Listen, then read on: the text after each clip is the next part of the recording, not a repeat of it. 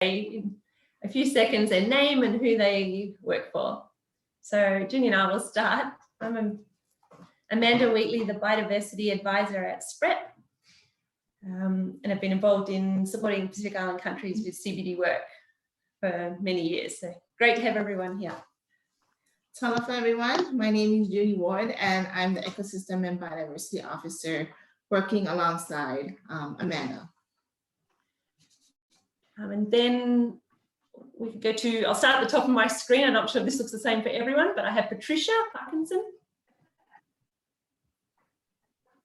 Patricia, you're muted. Start again. Yes, so my name is Patricia Parkinson. I'm based in Fiji. I run a small environmental law consultancy called Environmental Law Oceania Consultancy. I've been in 8 years. I'm French-Australian, and I used to work for IUCN and with the Environmental Law Association. And then I'll go to Ilase in New Caledonia. I apologize for pronunciation. Yes, hello. Hi. Can you hear me? It's a bit of an echo. Can you hear me? Good. Yes, go ahead. Yes. It's okay. I am Ilaisa Ane Lauvea, and I'm now in charge of multilateral relations in the Regional Cooperation and External Relations Department of New Caledonia from December only. Merci and lovely to meet you. Now we go Anne-Claire.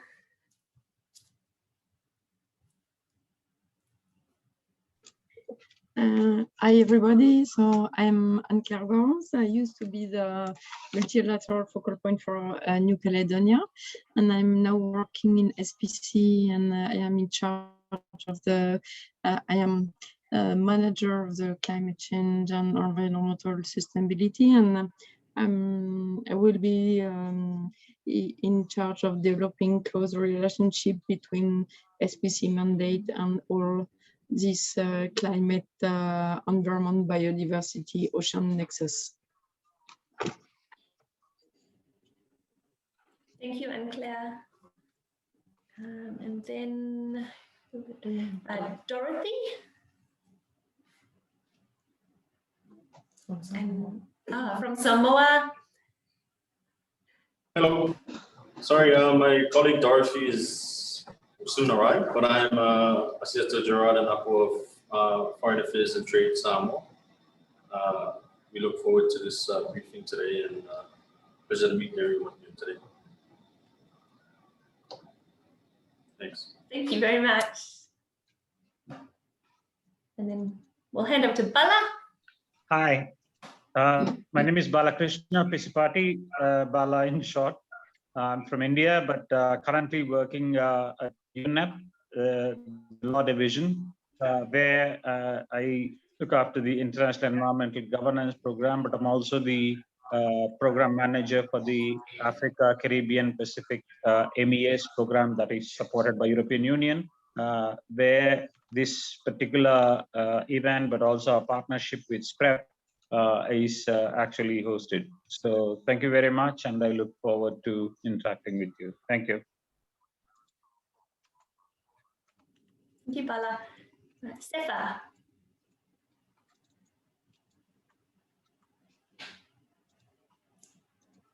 Hello, this is Sefa, also from UNEP, but I'm based here in the Pacific office at SPREP in Samoa. Thank you. Thanks, Sefa. Richard Griffith. Aloha, Bula. I'm Richard Griffiths. I'm the Head of Operations for Island Conservation's South and West Pacific program, and based in Auckland, New Zealand. Thanks, Richard. Flavia.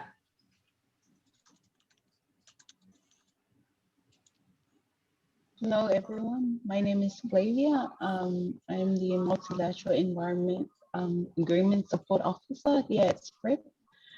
I just recently joined SPRIP just last month. Thank you. Thank you. Dave Mobley.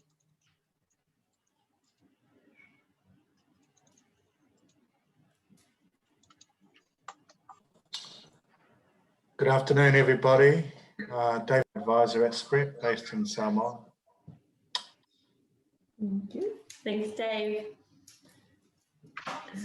Then IUCN, we have Mason and his team. Thank you, colleagues. Good morning from Fiji. Mason Smith, IUCN Regional Director. I have here with me in the room Sarah Tawaki, our membership focal point, and now Jeff, Regional Officer. I also have Evia with me in the office, and I think Etika is online. We are on a listening mode today.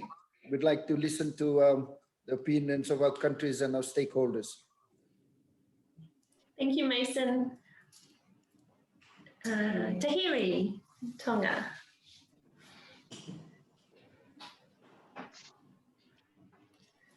Hi, Amanda and everyone. My name is Tahiri Hokafono, and I work with, I'm responsible for the Biodiversity and Ecosystem Office of the Department of Environment. And Lupe, our director, will be joining us. She's just closing off the ABS National Capacity Building workshop that is happening for the last 2 days. And yeah, that is us attending from Tonga, reporting here. Thanks, Tahiri. Vanessa. Hi, everyone. Hi, my name is Vanessa. I'm with the FSM National Government based at the Department of Resources and Development. I'm the Assistant Secretary for the Division of Marine Resources. It's good to join everybody and to see familiar faces and new ones. Everybody stay safe. I look forward to our discussions. Thank you. Thanks, Vanessa. Ray.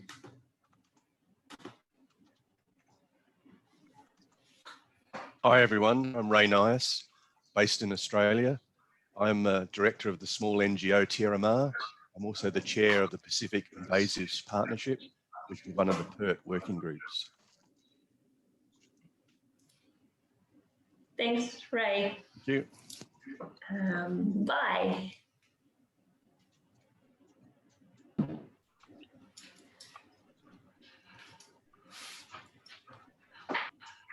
Hello, everybody. Vai here, Vai Poyanbat. I'm the Protected Areas Officer here at SPREP, working on the Biopharma Program.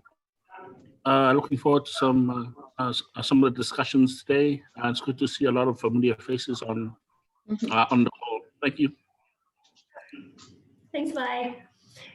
We'll go to Gwen. Good morning, everyone. Morning, Morning. I'm Gwen with the Ministry from Palau. I'm with the Ministry of Natural Resources, Environment, and Tourism. And I've been negotiating with CBD since 2013. That's a long time. Thank you. Thanks, Gwen. And we'll get the Secretariat of the CBD. Hello, everyone.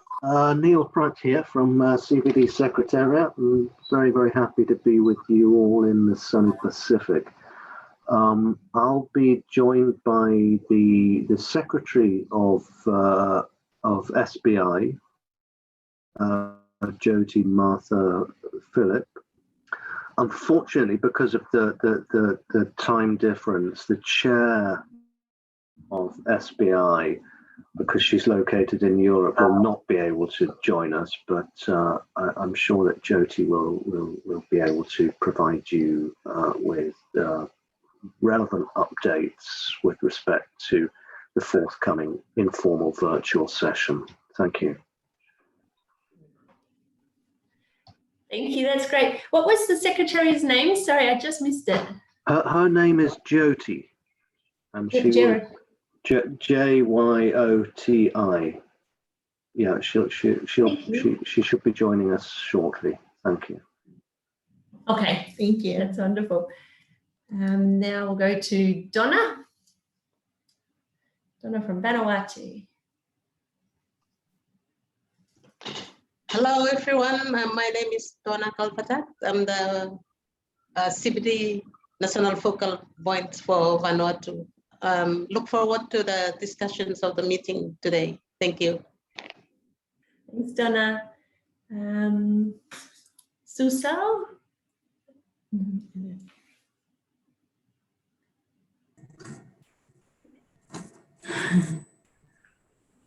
Hello, Talofa. Yeah, good afternoon. Hi, Joni.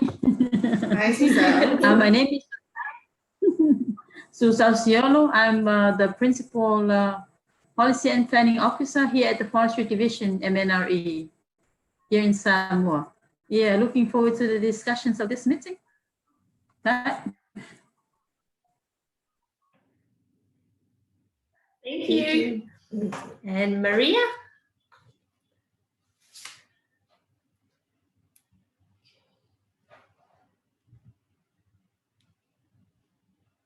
And Maria from Samoa as well.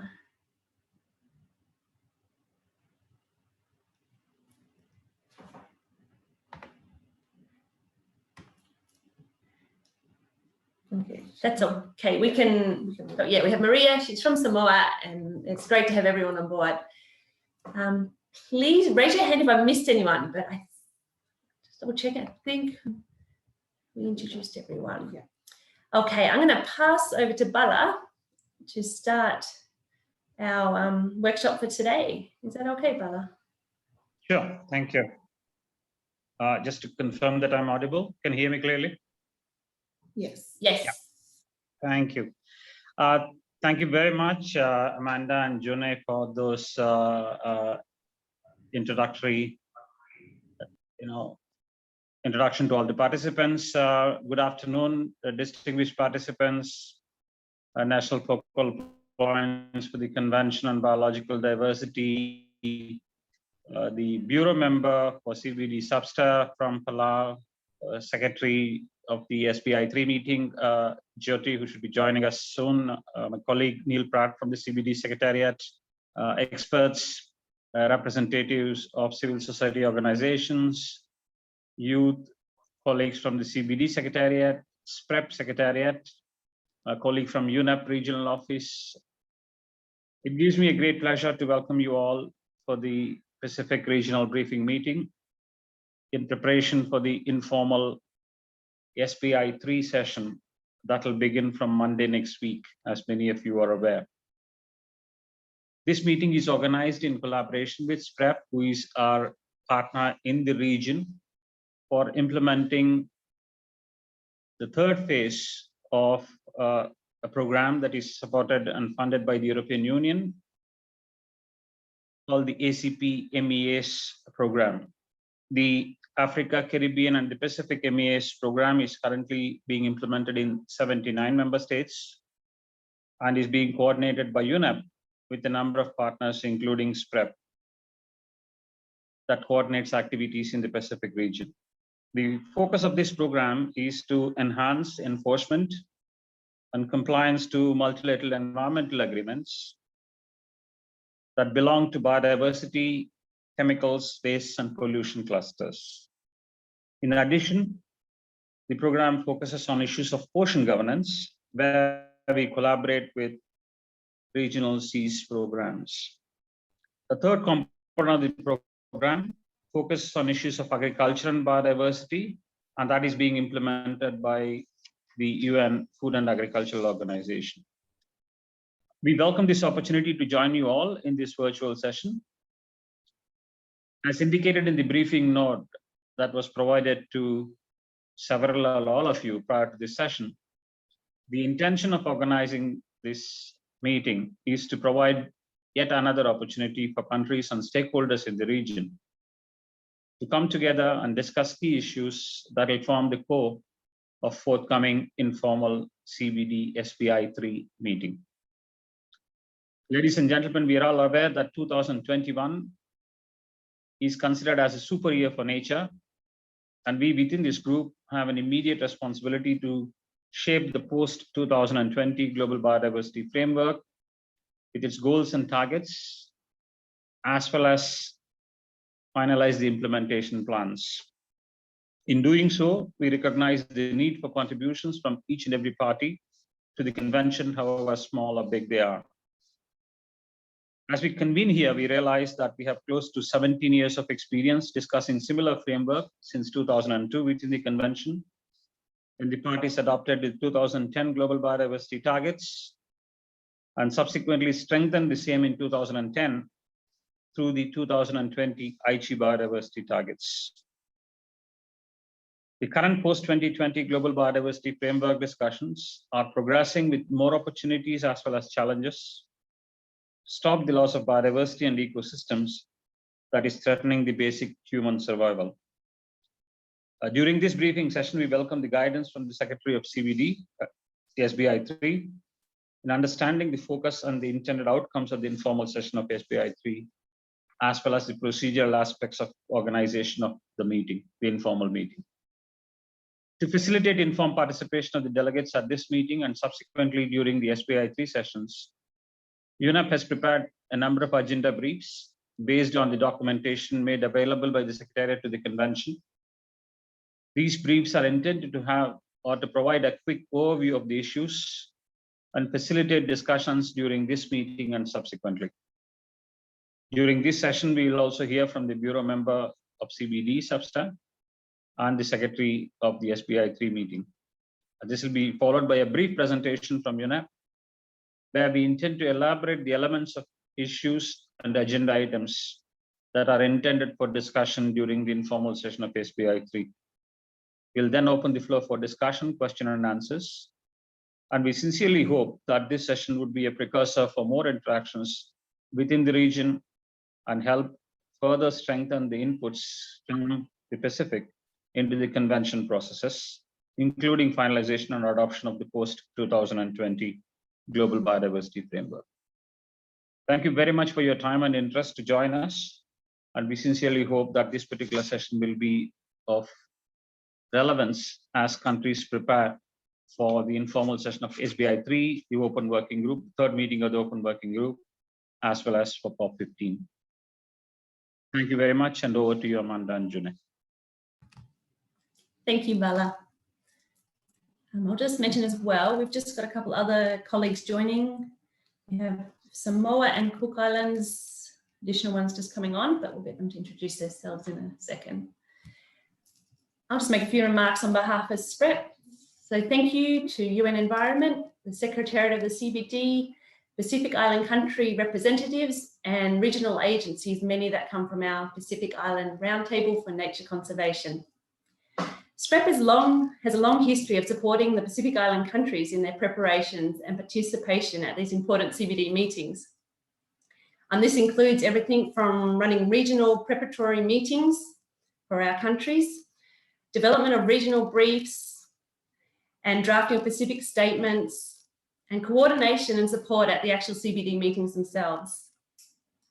We thank UNEP for initiating this regional briefing for the upcoming SBI, which is subsidiary body on implementation, and the opportunity that it brings for us to bring together a slightly larger audience than we often have for these meetings. Today, we have a wealth of knowledge collected here virtually from our global representatives of the Secretariat of the CBD and UN Environment, our regional partners as PERT members, and I would especially like to highlight the depth of experience that our country representatives who we have here today hold in terms of both technical aspects and also the CBD process.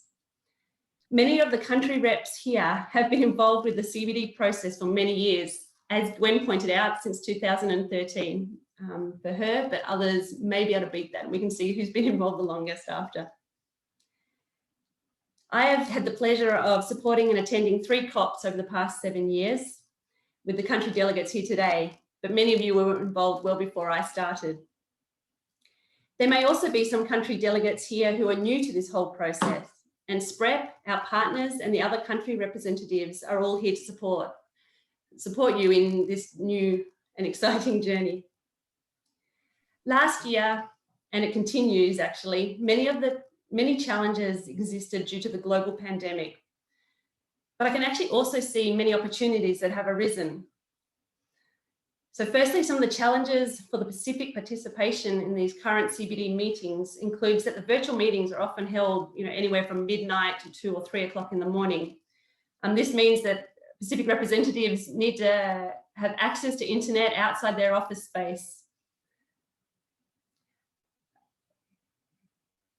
However, the impacts of the pandemic have also meant that the CBD process has been somewhat more drawn out, with the meetings that were to happen in 2020 now also occurring over 2021. This actually allows more time and opportunities for all of us to engage.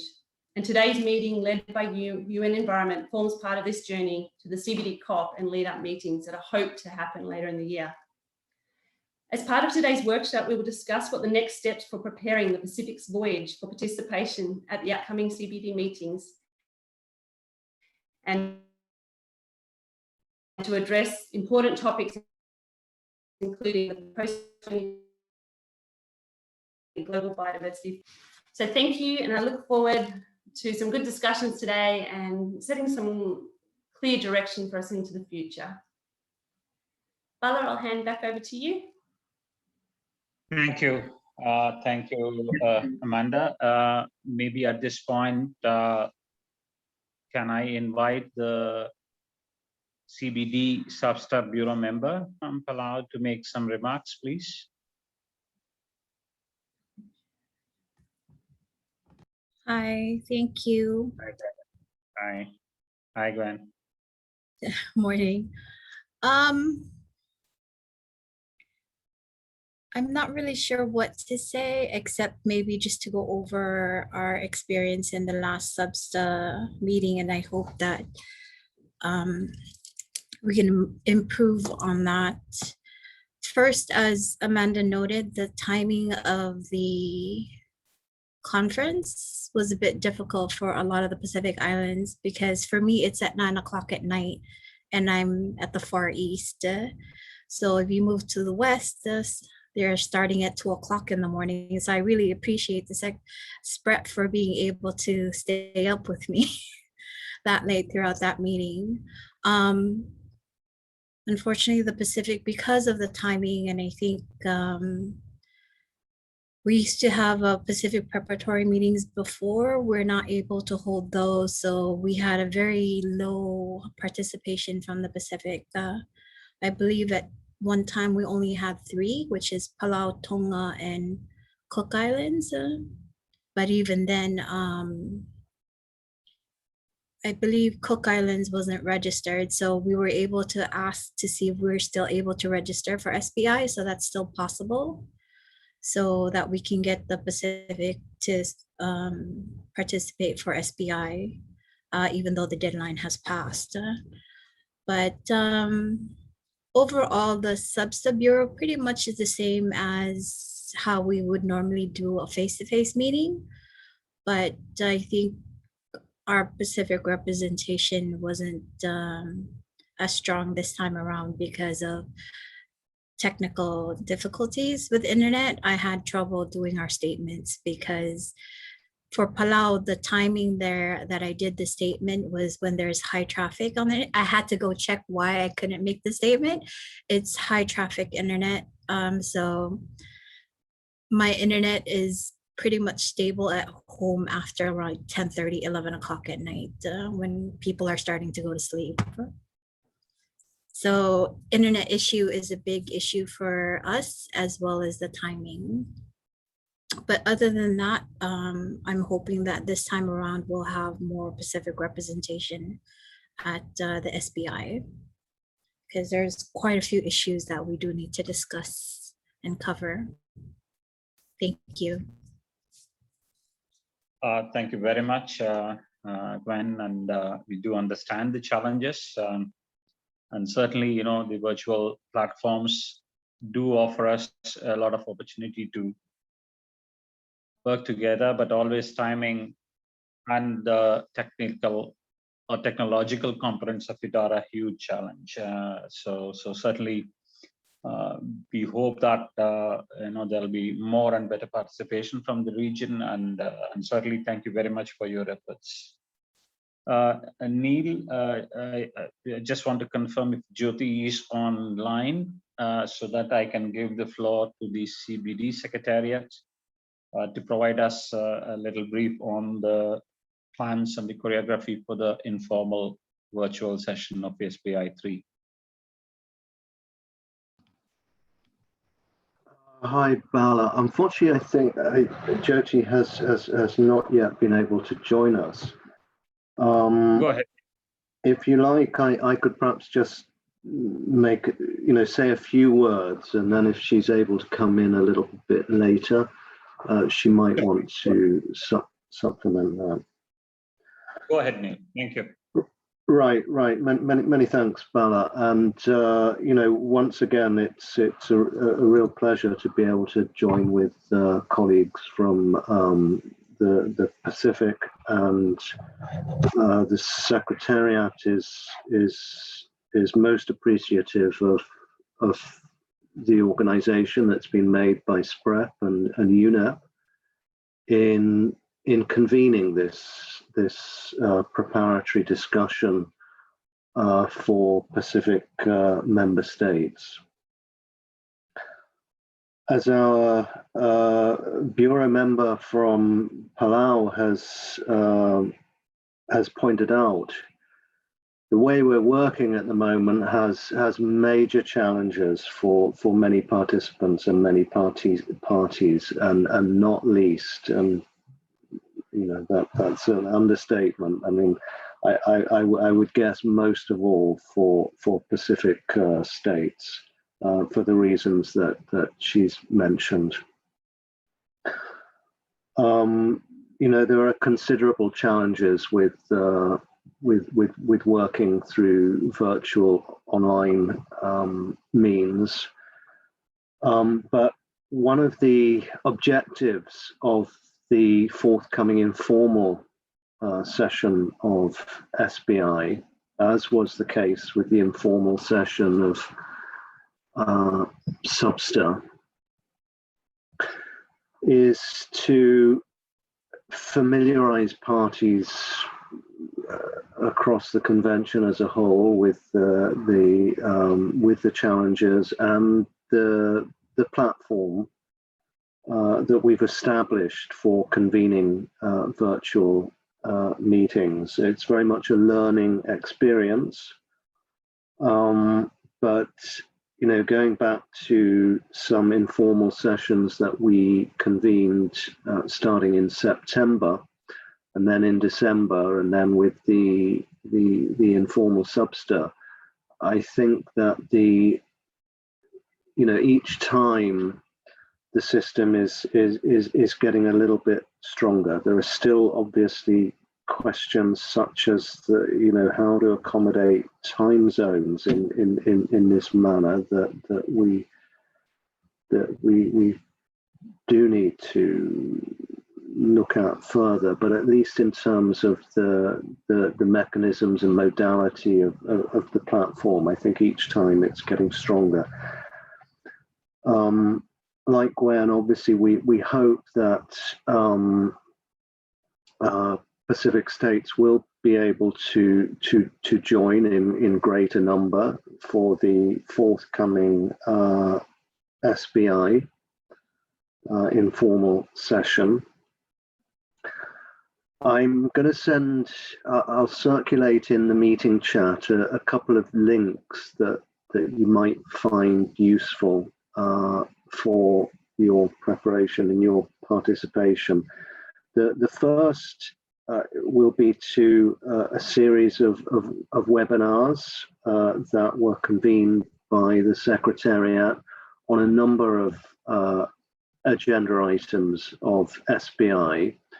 Now, some of you may have been able to participate in those webinars when they were run over the last few weeks, but again, because of the challenges, it may have been difficult. Nonetheless, the recordings are online, and they may be a useful resource to refer to. So I'll send you you a link for that. Also, I'll send a link for the scenario note for the SBI informal session. Again, some of you may already have taken a look at this, but effectively it sets out the organization of work for this virtual session. Gives an indication of when the chair is hoping to address each item of the agenda and the sequence and the timing for that. For those of you who were in the informal session of Substa, you'll appreciate that you know there is quite a challenge with the time constraint. It's not like organizing a face-to-face meeting, but one thing that the chair and the secretariat will be ensuring is that in each session, on each item that is opened for discussion, all parties will be given opportunity to take the floor and make observations and statements in respect of that item. Wherever possible, the chair is also trying to ensure that all observer organizations that wish to comment and make a statement are able to as well. But that's a harder task. So I think overall we did pretty well in the Substa, but there are some issues where the level of interest to speak was just so high that it just wasn't possible for the chair to take statements from all observer organizations. Now, nonetheless, one of the things that we've set up for this for these informal sessions is a new system to enable parties and observers to upload their statements. Now, as a rule, as those of you who are familiar with the CBD meetings, it's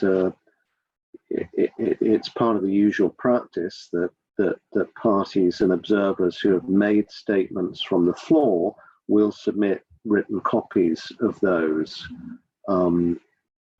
And those are of great assistance to the Secretariat, for example, in taking stock of the comments that are provided, and in particular textual comments on draft recommendations that may have been included in the documents.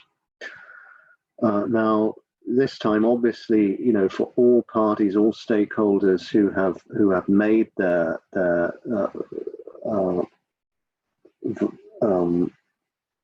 oral statements from the floor, they will also have the opportunity to upload the written copies of those statements, but also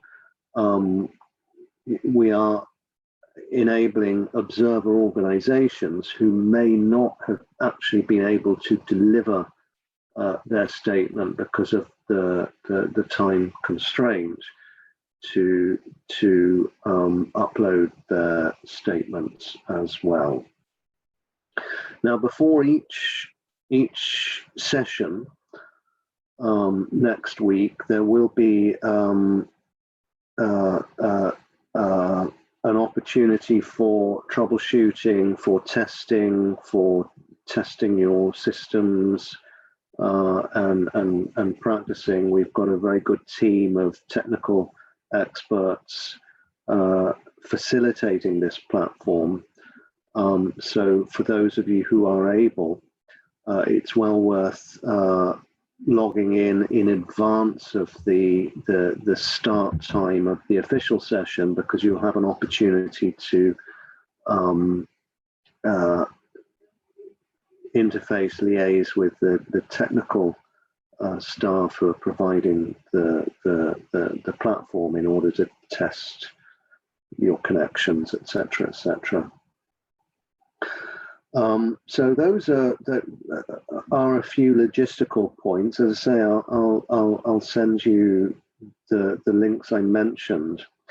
And finally, I would just say that in addition, of course, to helping to maintain the momentum for familiarizing parties and stakeholders with the use of these online facilities, from a substantive point of view, it is also hoped and expected that this exchange, these informal sessions of SBI, will enable all parties and stakeholders to,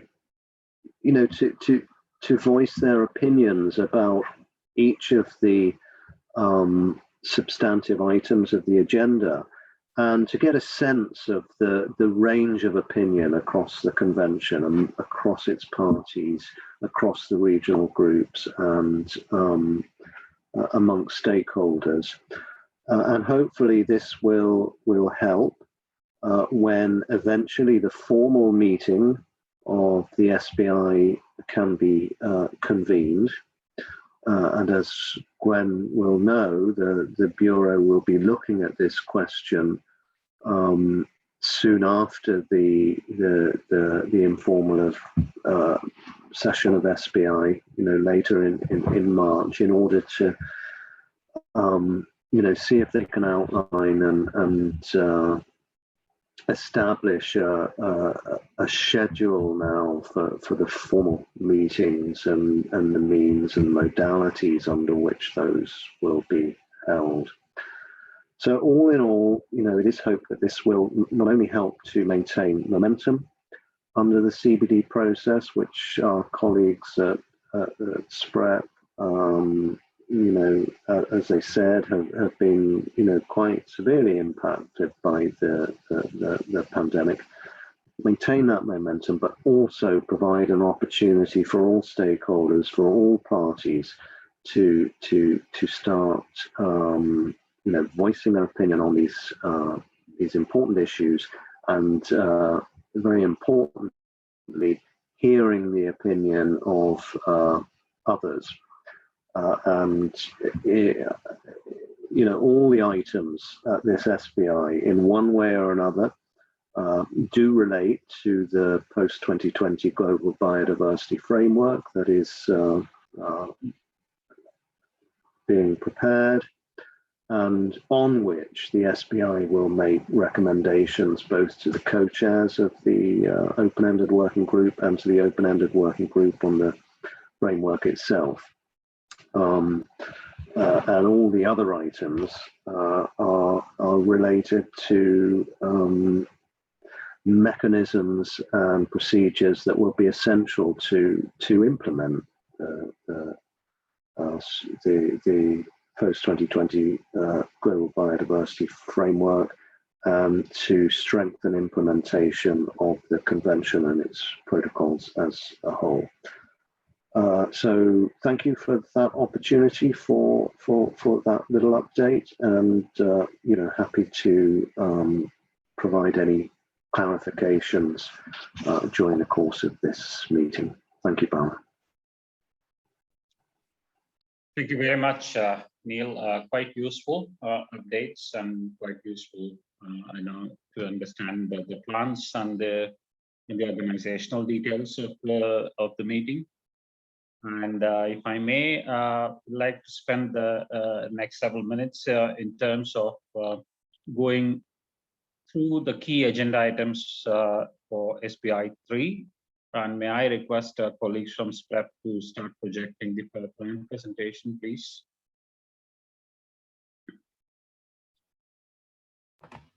Yes, thank you very much.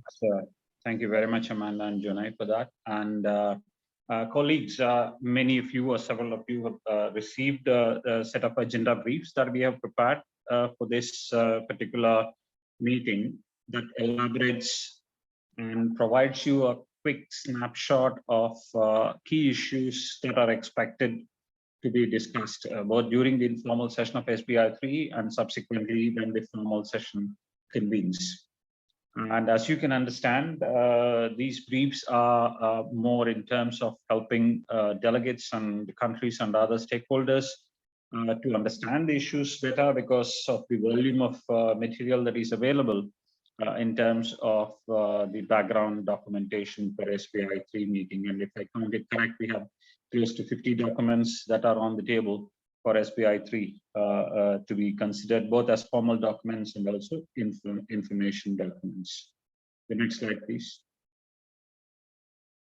Of course, all of us are aware that we are starting discussions within the convention, but then we are starting the discussions with a lot of experience. We have had biodiversity goals and targets, as I mentioned, since 2002. When during the COP at Hague, countries agreed for a set of global targets on biodiversity until 2010. And subsequently in 2010, we adopted the Aichi biodiversity targets for the period 2011 to 2020. And currently we are discussing the future Global Biodiversity Framework, which is a set of goals, targets, indicators, and implementation plans. So certainly we have you're starting from a good background and a good platform in terms of enormous experiences of dealing with setting the targets and also working towards realizing those targets. But one of the key lessons we have learned, in addition to several of them related to implementation, through the Global Biodiversity Outlook report, through the discussions we have had in terms of assessing how far we have succeeded in achieving the Aichi biodiversity targets. If someone is going to sum up the achievements in the last 10 years, we can only say we had collective failures and individual successes. Together, we have noted that unfortunately, we were unable to meet several of the targets that were agreed in 2010. But we did have some very, very good successes. And many of you are familiar with the focus that countries have provided for expanding the protected areas networks and the coverage, both terrestrial and marine. The Nagoya Protocol on Access and Benefit Sharing is now a reality. It's been adopted and it has come into force during this period. The national biodiversity strategies and action plans for several countries have been updated, revised, and adopted. And we have had experiences in terms of dealing with both ecosystem-based and species-based conservation efforts, including in elements of sustainable use, access, and benefit sharing. But of course, the biggest challenge is that did we collectively succeed? Certainly not. And that is where the current discussions within the convention processes need to focus on learning from what we have and what we have not achieved. But many of the challenges do continue to be with us, whether they are related to capacities,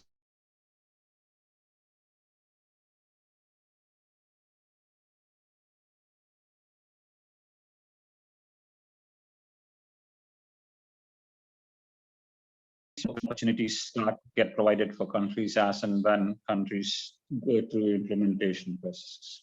But at the same time, the last 10 years has also given us a lot of new opportunities, whether it is related to data management, whether it is related to spatial planning, whether it is related to use of emerging technologies and new technologies in dealing with conservation efforts. Certainly a large number of opportunities do exist. And we also have enhanced our ability to network and collaborate with a larger number of stakeholders more seriously than before, whether they are the women's group, whether they are the youth, whether they are the private sector. So certainly, as those of you who have been following this process for many years would have realized that our engagement in terms of seizing the opportunities have certainly increased manifold. The next slide. So with that background, we are going to be meeting, countries are going to be preparing for the informal session, as well as the subsequent sessions of both SBI and SBI, the third meeting of the open-ended working group, and also COP15. But of course, we're going to reflect on the key agenda items for the SBI 3, the Subsidiary Body on Implementation meeting. Several of them are very, very relevant, and several of them are directly related to not just looking at what we have done, but also shaping on what we would prefer to do, both in terms of shaping the global targets, but also subsequent implementation and realization of those targets. What you see on the screen are a set of agenda items, key ones that are going to be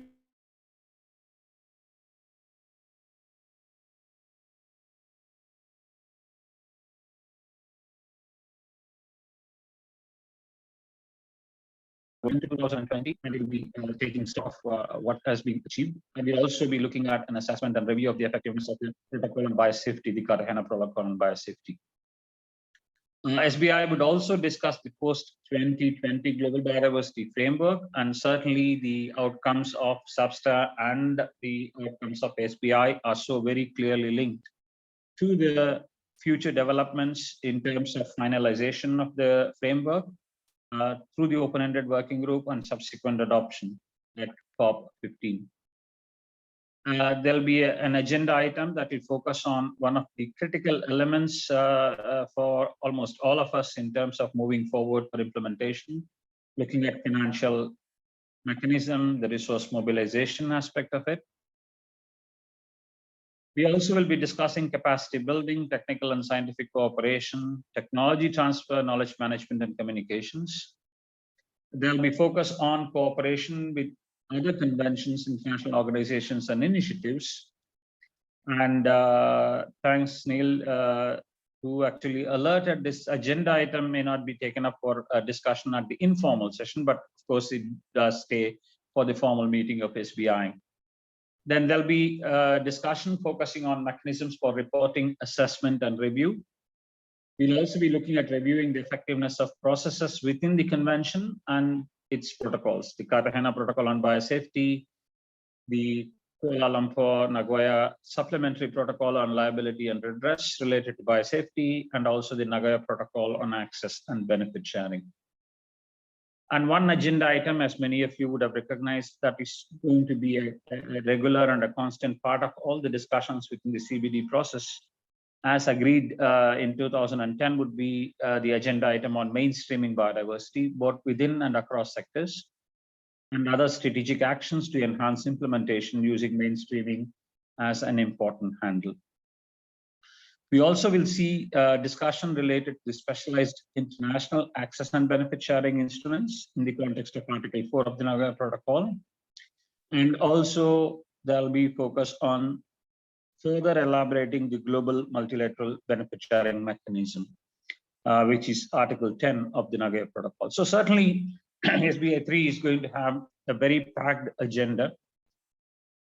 But as many of you would recognize, that what we are going to be witnessing next week is an informal session. There are going to be no negotiations and no recommendations that will be finalized to be forwarded to COP, but essentially to take stock of where we are with respect to several of the agenda items. Can I have the next slide? So the next few slides, I'll very quickly provide an overview of some of these agenda items, not all of them in the list that I've provided, in terms of the discussions at the forthcoming SBI informal and the formal sessions. Considering the post-2020 Global Biodiversity Framework, of course, many of you are familiar that discussions on shaping framework is one part of it, but equally important is also to discuss and finalize the plans for implementation. And that is why if you look at the annexes to the current draft biodiversity framework, there is so much of emphasis and focus on a range of issues that support implementation. So what the informal session SBI would focus on include discussing the support and review of implementation, also focusing on enabling conditions, looking at the responsibility and transparency, as well as outreach and awareness related actions. It will also consider elements of the post-2020 framework and its implementation related to the convention and the protocols. But most importantly, and often neglected to a certain extent because of the nature of these issues that we face implementing the elements, are a set of cross-cutting issues. that deal with issues of resource mobilization, financial mechanism, capacity building, scientific and technical cooperation, knowledge management, communications, and other topics. But also, most importantly, SBI would also discuss and consider a gender action plan, which is an important element of the convention and its processes. But in doing so, what are the key considerations that stakeholders, including countries, could possibly have in discussing some of these issues in the context of SBI? Certainly need to consider and assess the long-term strategic framework for implementation for the post-2020 Global Biodiversity Framework. It's also very prudent for us to review and suggest the options on using the cross-cutting issues to achieve the post-2020 framework that has been provided to us. Discuss the implementation plans for Cartagena Protocol on Biosafety and its supplementary protocol, with a focus on capacity building, but also suggest the format for the 5th national report to the protocol. Discuss issues related to implementation of the Nagoya Protocol. So certainly some of those are key considerations as and when countries are trying to prepare for SBI. Of course, these are not comprehensive or complete, but these are some kind of indications in terms of what we expect the focus of some of those discussions could possibly be. The next slide. In terms of resource mobilization, thank you. The SBI would look at reviewing the contributions of the Global Environment Facility and also discuss the outputs of a panel of experts on issues related to the development of resource mobilization. It will also look at the proposals for a 4-year program priorities for the next cycle of replenishment of the Global Environment Facility that starts from July 2022, culminating in June 2026. SBI would also consider a compilation of estimated funding and investment needs that are submitted by relevant parties, full assessment of funding necessary and also available for implementation of the convention, and review the terms of reference for the 6th review of the effectiveness of the financial mechanism. So certainly a very, very important agenda item. And the bullet point 3 there in terms of compilation of estimated funding needs is something which a lot of us have started doing even since we adopted the Aichi biodiversity targets. But the indications that are already available through the background documentation that is in front of us during the SBI 3 indicate that the estimates at the lower possible level range from $103 billion US to $178 billion per year, to a higher estimate of $613 billion to $895 billion annually to effectively implement the convention. So a very, very important set of numbers to have in mind. But how do we start progressing in terms of realizing some of those numbers and some of those opportunities? Of course, SBI would also consider some discussions on the issue of what would be the cost of inaction. There'll be some discussion on assessing the cost of inaction, and certainly you are familiar with a similar discussion that happened within the Climate Change Convention that resulted in the Stern report several years ago. So the SBI would have some focus on it. It will also be discussing proposals in terms of looking at new and innovative ways of raising resources. And for information, for example, the environment ministers from the Africa region through AMSEN have resolved that they strongly would suggest establishment of a biodiversity fund. And this is now being reiterated by colleagues from the Africa region. And later today, we will be doing a very similar briefing session for the Africa region, a preparatory session for the Africa region as well, where we expect to hear some ideas and inputs on this proposal.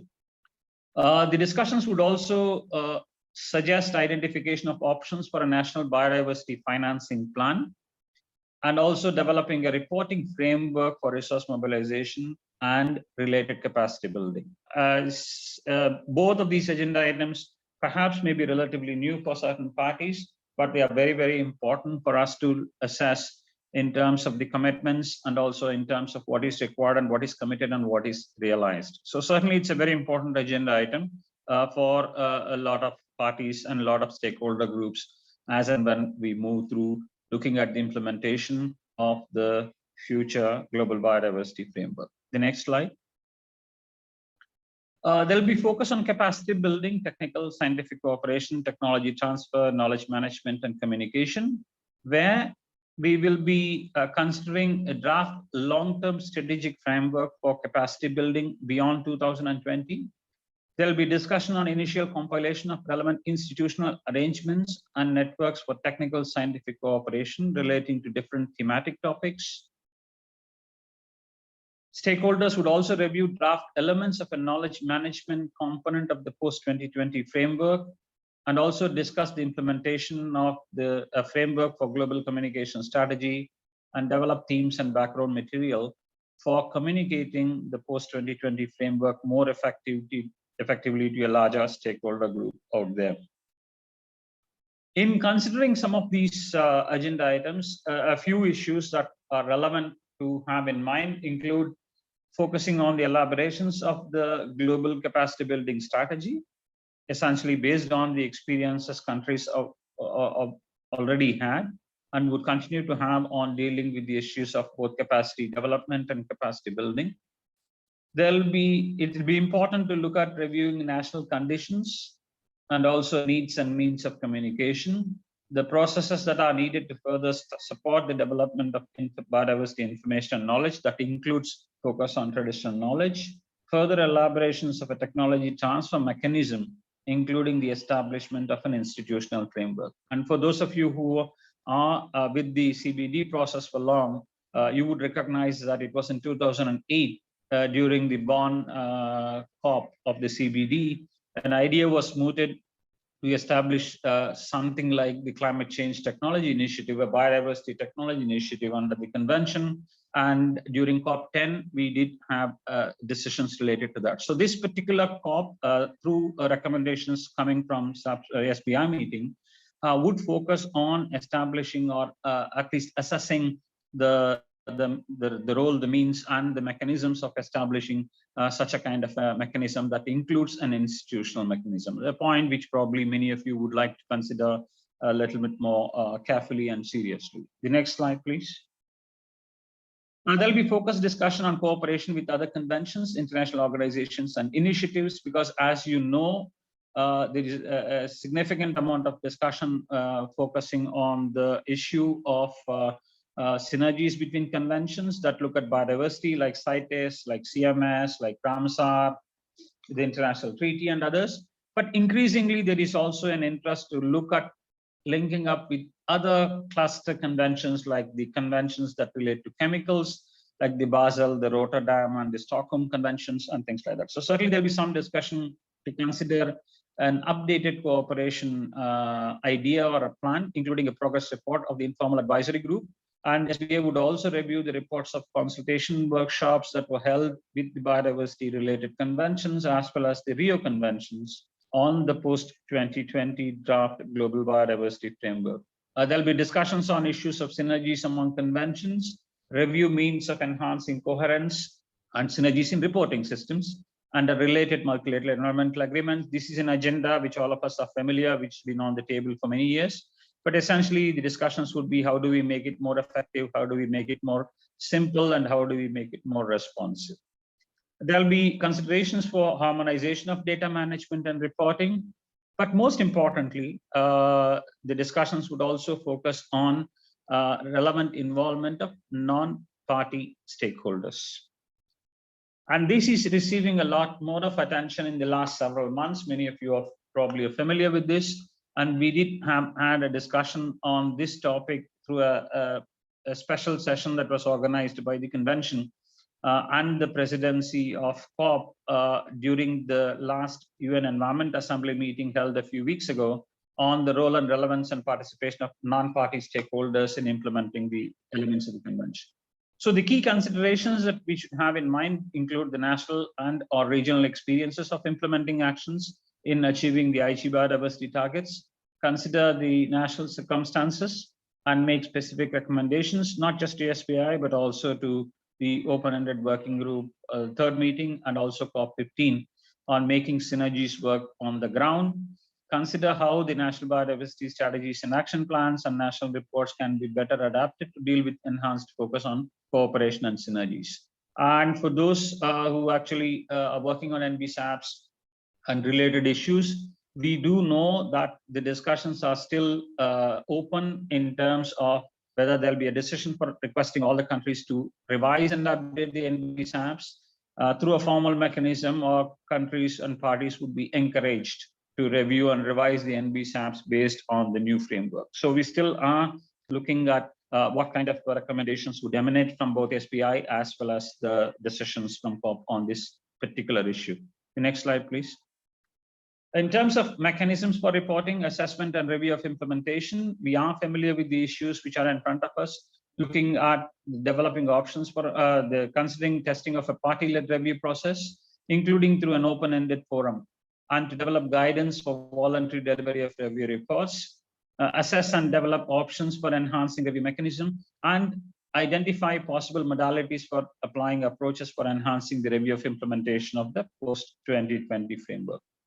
But in doing so, a few issues that we should have in mind include assessing the role of commitments and actions related to the new framework that we are discussing by other agencies, not just the parties, including UN, the other conventions, the business sector, subnational governments, non-governmental organizations, civil society, youth, and others as well. The role of NBSAPs in planning and implementation, instruments to communicate national commitments, and learning from the revision of the NBSAPs that we've already undertaken. It's also important and prudent to look at means to synergize reports, the periodicity and reporting, as well as the need for interim reports and support to developing these reports, including on the use of indicators, but also focus on the role and relevance of the GBO reports, the IPBES reports, and suggest changes that could focus on making some of these more effective in terms of their use, and the role of stakeholders, open fora, and also learning from the peer review process. So some of those elements are important for us to have in mind. The next slide, please. The next agenda would be on mainstreaming biodiversity. Again, an agenda that we are all familiar and we have been implementing through various means and mechanisms and different levels.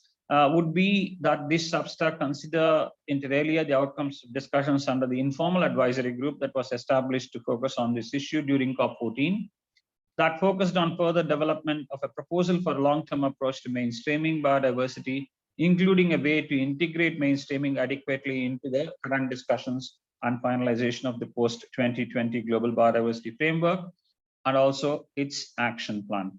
And the considerations we would like to have is the need to review proposals on mainstreaming using the long-term approaches, review the past and ongoing efforts of mainstreaming biodiversity across ministries and sectors, and understand and reflect on national situations to implement components of mainstreaming as elaborated in the action plan that will come up for discussion at SBI 3 and subsequent adoption at COP15.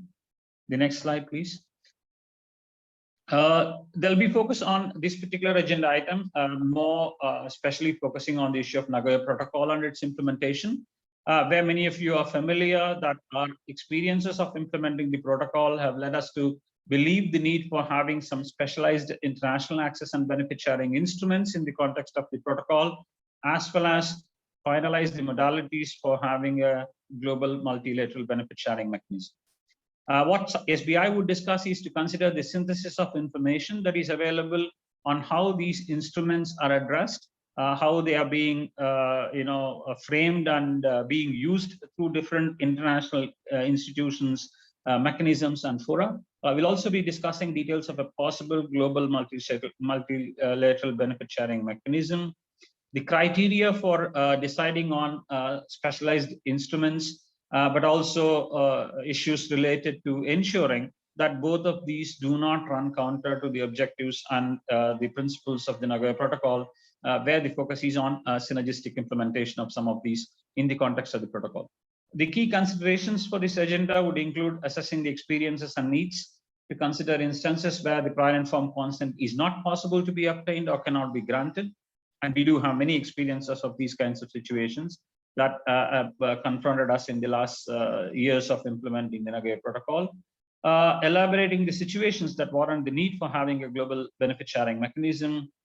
There is a lot of resonance to what is happening in the context of the current pandemic, COVID-19, the kind of vaccinations, the access to vaccines, the background that led to development of the vaccines. And these discussions are now happening in the context of the World Health Organization as well. Will also be important to debate on the establishment of the ad hoc technical expert group, including focusing on the TORs for such a group to focus on these issues, and also elaborate on strategic framework for capacity building and capacity development to implement the Nagoya Protocol. The next slide. So given some of these kinds of agenda items, the next slide, please. Considering some of these issues that are with us, yeah, can I have the next slide, please, which is the last slide? It's important for us to discuss during this session on how the region can prioritize issues, what inputs can the region and countries within provide to SBI3, what follow-up action would be needed intersessionally between SBI3, the open-ended working group, or the third working group of 15, and what preparations are needed for implementing the post-2020 framework once it is adopted. So let's discuss some of these and have some focused inputs into these. And I certainly thank you for your attention. Thank you. Amanda, over to you. Thank you, Bala, for that very comprehensive run through. What you clearly explained is definitely going to be a full agenda for the SBI meeting, which for those partners that may not have been following the CBD process too closely, the informal, which is because it's virtual, SBI meeting is actually happening next week for nearly 6 nights in a row. So Bala, what we might do is, Junie, even if we go back to that slide that you had with that list of key considerations and questions, we're now keen to run through some of those and get a bit of a discussion on what are some of the potential priorities that our countries want to follow at SBI, but also our regional partners will also have a view on what they see as some priorities, and also then it can lead on to what inputs our partners and countries have available and what other information we may need. Sure, Amanda. Thank you. Okay, this is such a big group and we're learning to work virtually, but what I'd like to propose is I'm going to find, we'll also pull up, the list of agenda items are on the screen now. And what I propose is, as initial run through, can everyone in the chat just list what they see as the priorities for either their country or from their agency or individual perspective. And we'll just get a bit of an idea of what our key priorities are.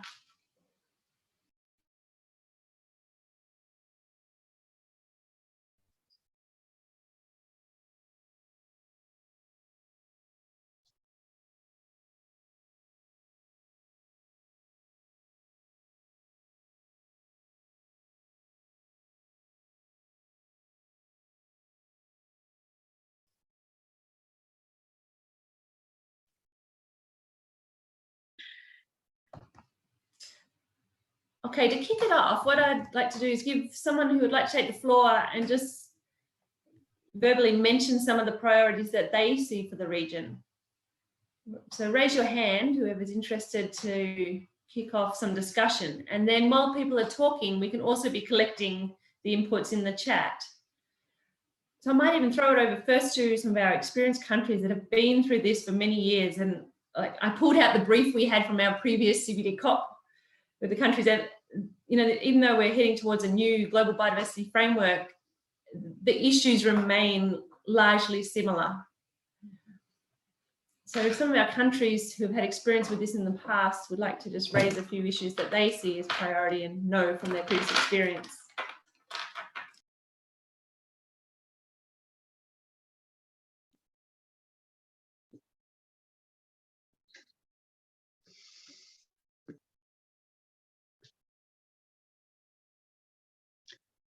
Amanda, as colleagues are providing their inputs into the chat box, we already have inputs received on a few items that include issues of the post-2020 framework, resource mobilization, capacity building, reporting, and also other issues.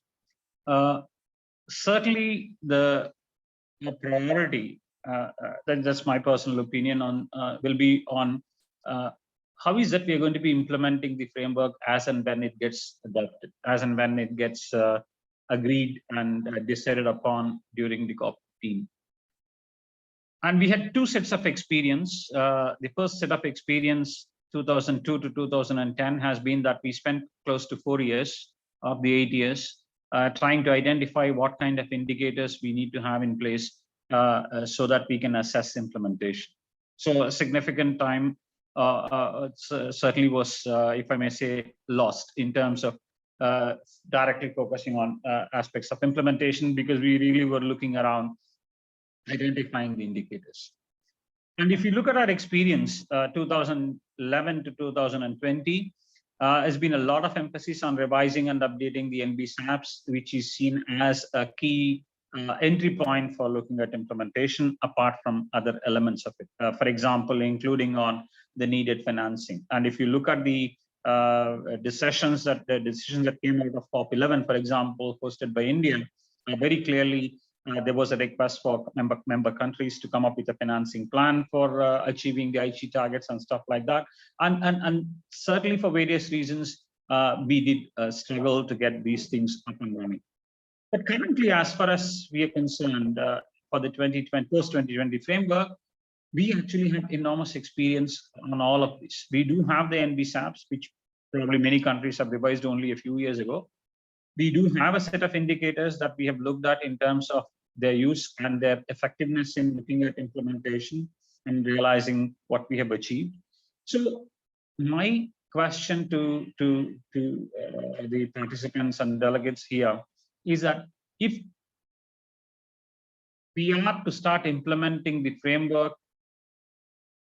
immediately after the adoption of the framework, what would be the 2 or 3 key considerations, key actions that we think that we can put in place to start rolling out implementation, not waiting for more indicators, not fine-tuning the NBSAPs kind of thing. So maybe it's just a kind of a trigger for us to start thinking about some of these issues of implementation.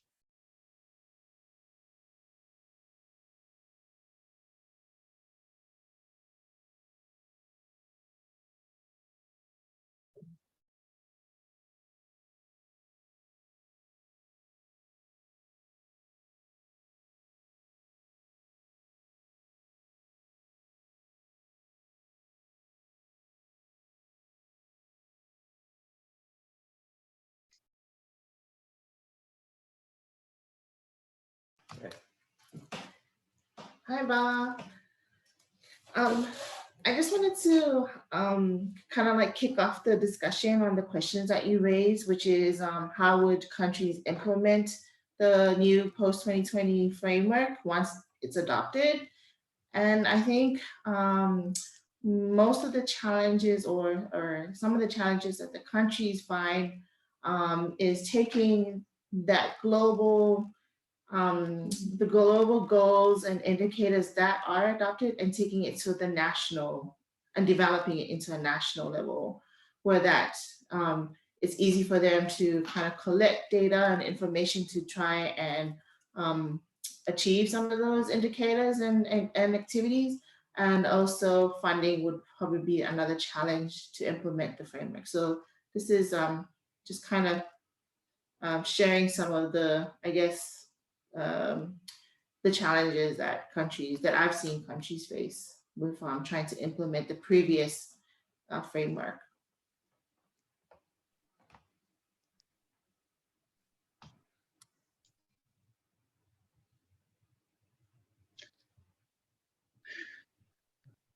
Okay, if I may jump in, is that, see, certainly if you look at our experience of 2011 to 2020, one of the very, very important and to an extent strategic decisions that were made by the parties in 2010 and subsequently was to call for adopting or using the global targets as a kind of a guiding framework to start translating them into national targets and identifying the relevant national indicators. Because this was something we missed when we started in 2002 during the first set of targets that countries that we have set for ourselves.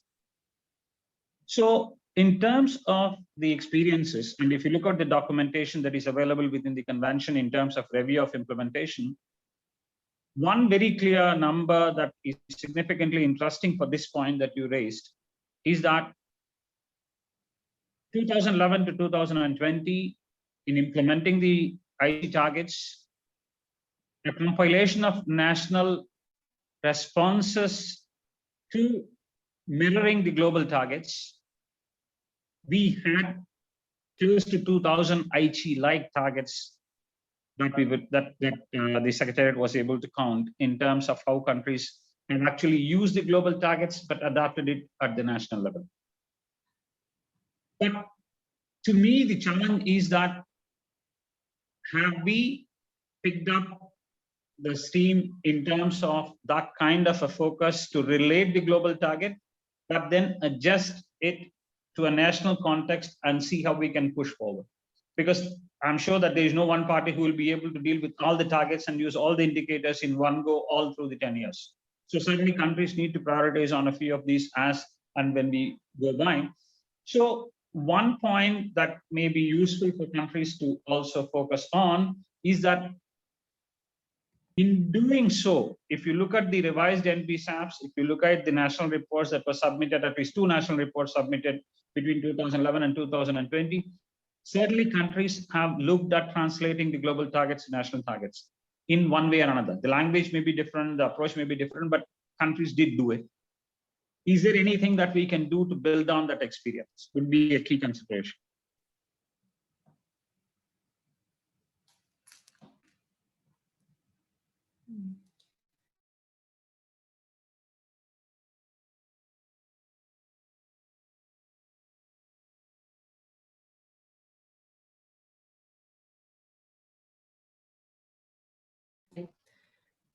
And it shows there are a few that definitely stand out, but it is almost every one of those gender items does have relevance to the Pacific and our parties. Yeah.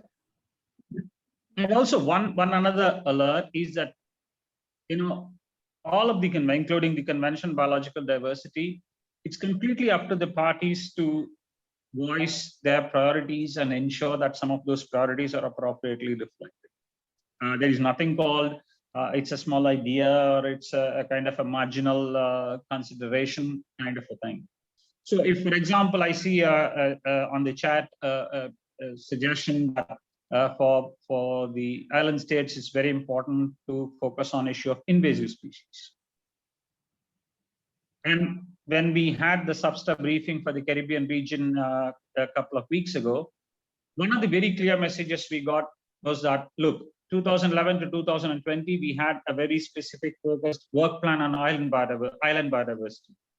But the current way in which the post-2020 Global Biodiversity Framework is designed, that we don't see that kind of an importance or that kind of a presence or resonance to the need and a priority for island biodiversity. What is that the region can do? And certainly when we take that particular agenda, it's extremely relevant for the Pacific region as well.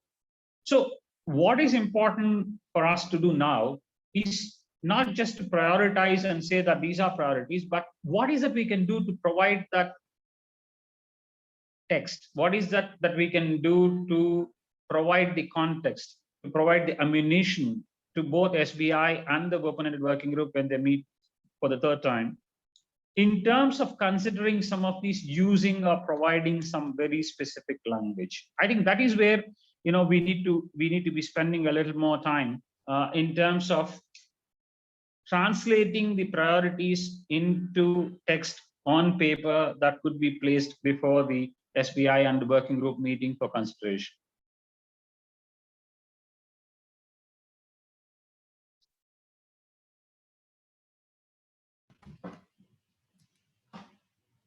Personally, that sounds good guidance for us, Bala. Do any countries or organizations want to take the floor to make any comments about the points raised so far? Like Bala, I was particularly interested, like we have as a region picked up that, island biodiversity and island programs are not, picked up specifically. It has been lost largely. And I know the region and others fought hard to have the island program specifically, identified. Is that a fight we should be taking forward to ensure that islands maintain? That's a question to our countries and the CBD. Because if you look at some specific inputs that went into Substat 24 informal discussion a couple of weeks ago, very clearly there was a call, there was a suggestion from a member state saying that the current target 2 of the global biodiversity, the draft framework, need to look at to split that particular target into 2, where one part of it focuses on ecosystems and the other part of it focuses on species. So is there anything that we can do to build on that kind of an intervention? Is there anything that the Caribbean and the Pacific regions can come to having some of these issues appropriately focused in the draft framework? And especially the purpose of the project and the purpose of convening this certainly to enhance that kind of inter-regional cooperation as well in terms of taking these agendas forward. As you know, the voice of some of these issues is better heard if there are a number of countries supporting this kind of a thing. Is there any way we can work together with CARICOM for the Caribbean, SPREP for the Pacific in terms of putting some ideas together on the table for consideration? SBI, Open Working Group and COP kind of a thing. I mean, it's very important consideration to have in mind. Yeah, very good point, Bala. Similarly, the Pacific was encouraging. We noticed that, that there's mention when talking about ecosystems, there's mention of sometimes terrestrial ecosystems and specific targets, and then it fails to mention similar approaches for ocean and marine areas. So once again, needing to split and really specify the importance of particular ecosystems for the region.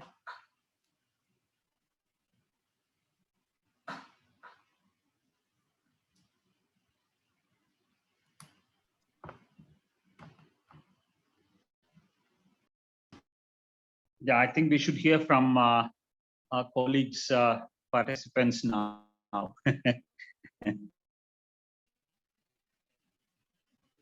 When from your involvement with Substa, which is where many of these issues also sit, would you like to share any points, or anyone else who was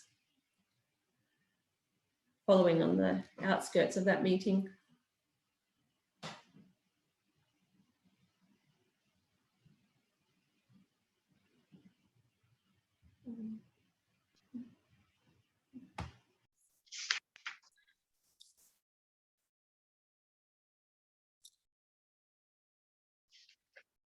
Sorry, I'm still actually thinking back to some stuff.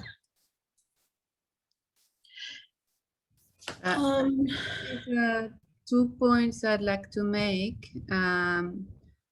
One is, I agree with you, Amanda, for the islands,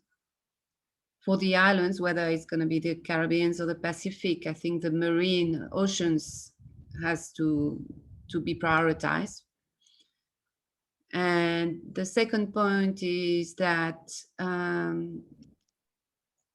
whether in the Pacific or also in the Caribbean, I assume, it's very important to link with other conventions in terms of, the reporting and the actions, because of the scarcity of resources, human resources and financial resources. So that's something that stands out for me. Thank you, Patricia. And then I'll give the floor to Gwen. Thanks, Amanda. In regards to that point about the Island Biodiversity Program work, yes, it seems part of the statements that we did during Subsel was making a point that what Amanda noted, that marine seems to be very, well, we said it was an afterthought when we read these documents, because it really did focus a lot on terrestrial. I think for now what we're doing,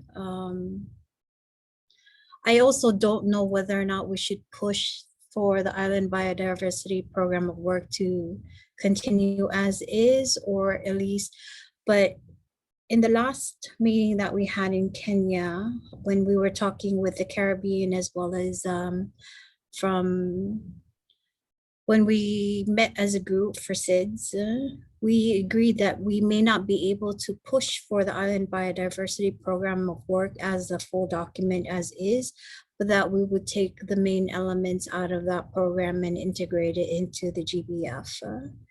And my understanding is we've been doing that since 2018 in the first or the second OEWG meeting.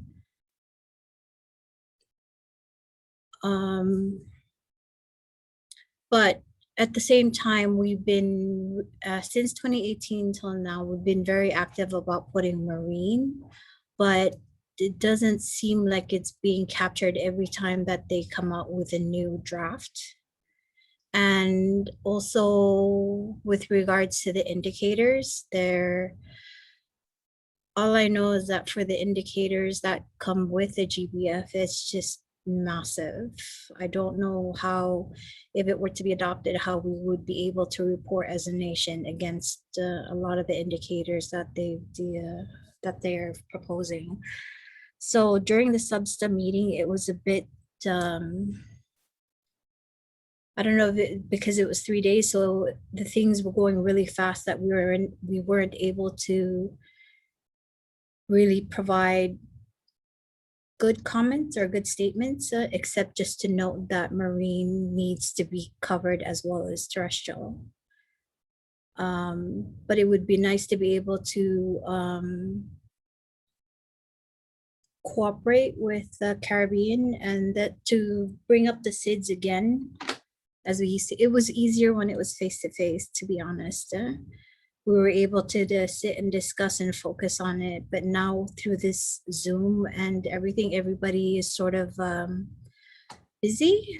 So we are not even able to come together as a group to talk about what the Caribbean is doing in terms of pushing for marine and what we are doing here in the Pacific. Sorry, I'm just rambling, so stop me. But basically the way I see it is we sort of, right now we're back to where it's just each country, and now trying again through this meeting, we're trying to get the Pacific back again together before we even start talking with the Caribbean again regarding their issues. But yeah, marine is not very, doesn't seem to feel like a priority right now anymore with the GBF.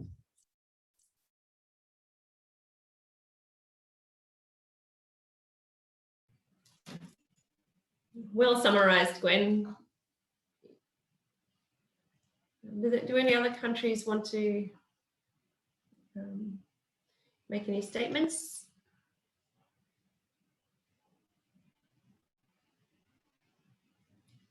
Or Bala, would you like to respond to anything that Gwen has raised?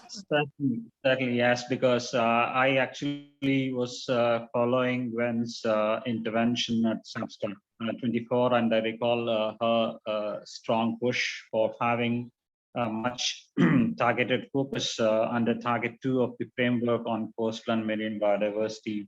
So thanks, Gwen, for that. So that was a very useful intervention from your side during Substa 24. But having said that, you are right, Gwen, is that sometimes some of these issues need to be nuanced a little bit. Of course, it probably may be unlikely, unless I'm completely wrong, that the new framework would have additional targets focusing on very specific ecosystems. very unlikely. But as you said, that it's very important to integrate the interests or priorities of some of these issues across a range of different targets. But to an extent, to me, there are two challenges to that. The first challenge is, as you said rightly, is that currently a lot of these are being suggested and supported at the national level. So the more the merrier in terms of the Pacific region coming together, brilliant. Pacific and Caribbean coming together, much better. And certainly anything that we can do to support that, we'll be very, very glad to do it. And that's the purpose of this program in its first place. Having said that, it also will be very useful, and this is my personal opinion on this, is that yes, it is very important to integrate some of these priorities across different targets and to an extent possible suggest some indicators. But sometimes the challenge for the co-chairs, and having been a part of these processes for many years, because I have sort of been a part of 14 COPs of CBD already, is that unless we get specific ideas, specific language, specific suggestions, considering some of them will definitely be an issue. So what could certainly help is to start putting together some very specific ideas or language on where we want to integrate some of these, number one. And number two is to have a collective voice to elevate the focus, to elevate the importance of some of these ideas. And if you recall, I do not know how many of you follow the climate change process. The entire idea of RED, the reduced emissions from forest destruction and degradation, was an idea that came from Papua New Guinea, but slowly got steam, supported by countries, and today is one of the most successful programs in related to climate change convention and climate change related issues. So it started as a very, very small idea, but then it caught the attention of so many countries, and today it's a very significant viewpoint. So the biggest advantage we have in a process like the convention on biodiversity is that it's actually a consensus-based decision making.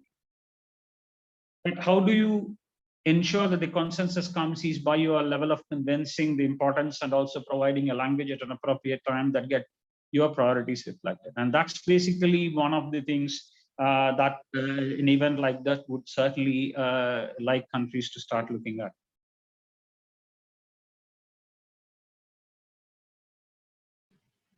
Thanks, Amanda. Thank you, Bala. I can see Sefa from UN Environment here in Samoa has his hand up. Go ahead, Sefa. Yeah, it's okay to call us UNEP now.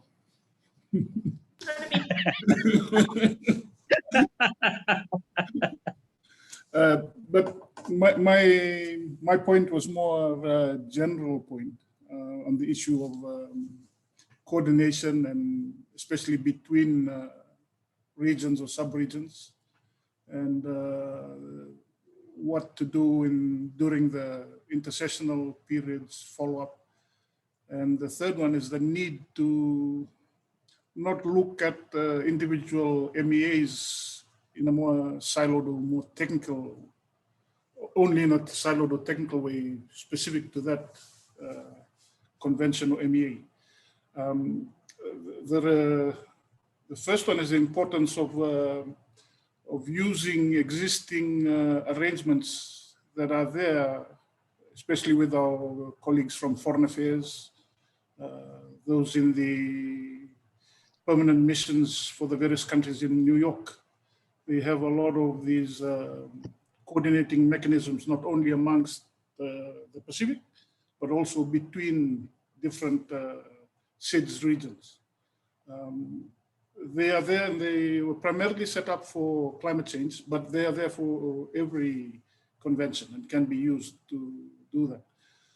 The issue of, especially for the intersessional periods where, for example, if the Pacific Conservation Network or Roundtable has an issue that they want to bring up to the CBD COP, and they need to approach colleagues or similar like-minded countries in the Caribbean or Indian Ocean, often we don't have a ready-made avenue to contact those colleagues. So one way of doing it is keeping our foreign affairs colleagues updated so they can refer it to those missions in New York where a lot of those preparations happen. We see just from the current or recent experience with the UN Environment Assembly that a lot of these what you would consider the more political, the more diplomatic arrangements are coming into what used to be considered the more technical conservation waste type processes. And it's a reality that we have now, and we need to bring them in. Otherwise, we don't fully utilize them, or they tend to take over some of the processes we have. The other one is on that siloed approach.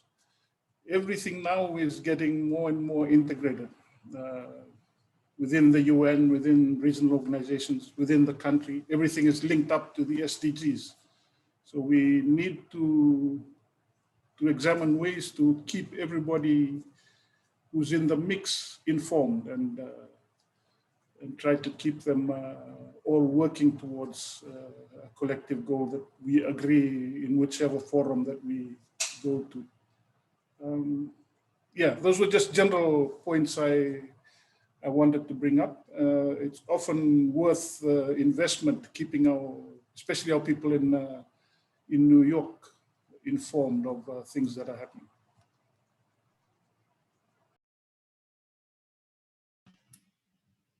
Really good points. Thank you, Sefa. I think there's definitely some approaches we could utilize there. And Amanda, just if I may come in at this point, replying or responding to Sefa, is that, as I mentioned, that one of the key partners of this project is the OACP Secretariat based in Brussels. And certainly the OACP Secretariat, when we were discussing about how do we effectively implement the project and that the Secretariat can come in to strengthen implementation, the indication was very simple. The political support for some of these processes, depending on the requirement from member states of OACPS, the Secretariat will be more than happy to facilitate, to support some of it to be elevated to the highest possible level, because the focal points for the OACPS Secretariats are Ministries of Foreign Affairs, the offices of Prime Ministers and Presidents of the member states.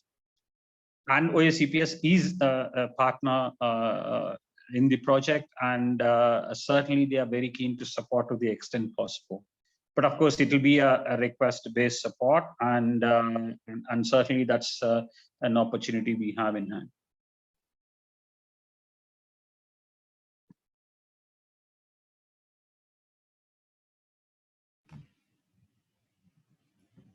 Thank you. You're welcome, Bala.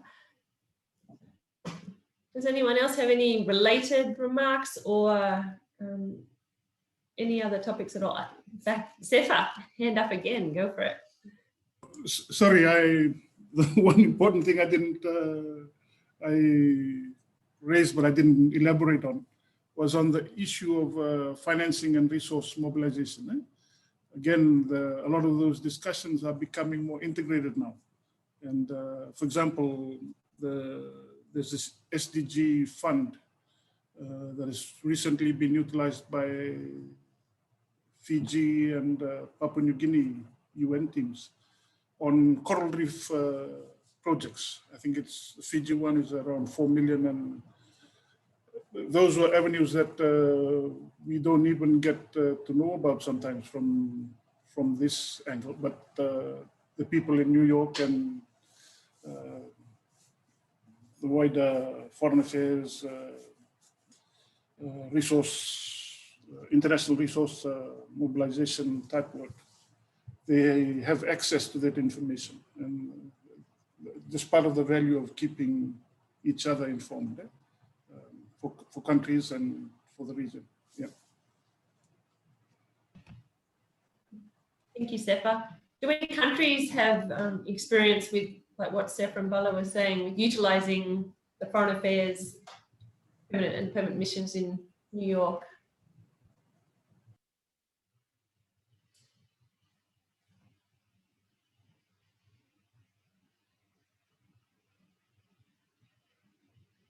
like from experience of attending the COPs, we know it's our national representatives that attend rather than the permanent missions. But that is definitely an avenue that may pay off to strengthen the connections.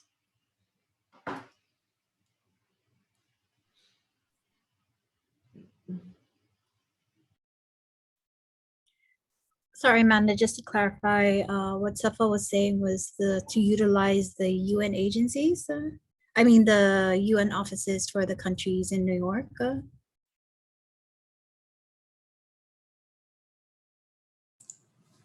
Yeah, maybe it's your own missions in New York, the permanent representatives for the different countries in New York. They're very active in certain areas, like climate change, especially oceans, things on waste and marine litter now. So it's an opportunity to bring a lot of the conservation things out onto the bigger framework. Because like Bala was saying, everything is interconnected. Something that comes from an oceans angle or a waste angle like marine litter has impacts on conservation. But when you come down to the actual resourcing at the international level, a lot of those decisions happen at the UN General Assembly level. Then they percolate down. And it also influences how countries make pledges to different things. So I think you just need to be aware about all these things when we're working towards a very specific goal for a specific convention.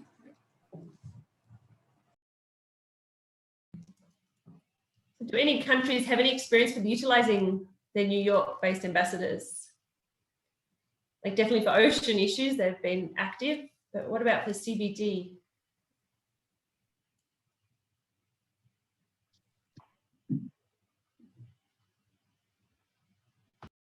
Just wanted to add to what Sefa said. As an example, there was in New York, the permanent missions organized a group of friends to combat plastic pollution. So that gathers the various representatives of the missions at the UN, including some of the Pacific countries, I think.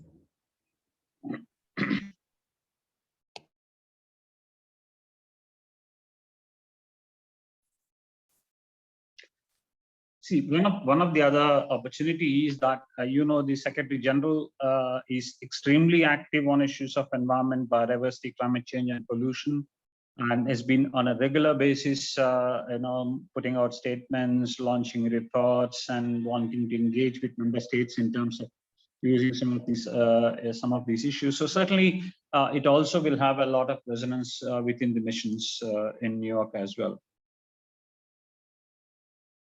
So organizing a breakfast meeting, for example, on how to integrate the interests of island states within the Global Biodiversity Framework, or having a breakfast meeting on looking at the issues of managing areas beyond national jurisdiction on the economies of small and developing states.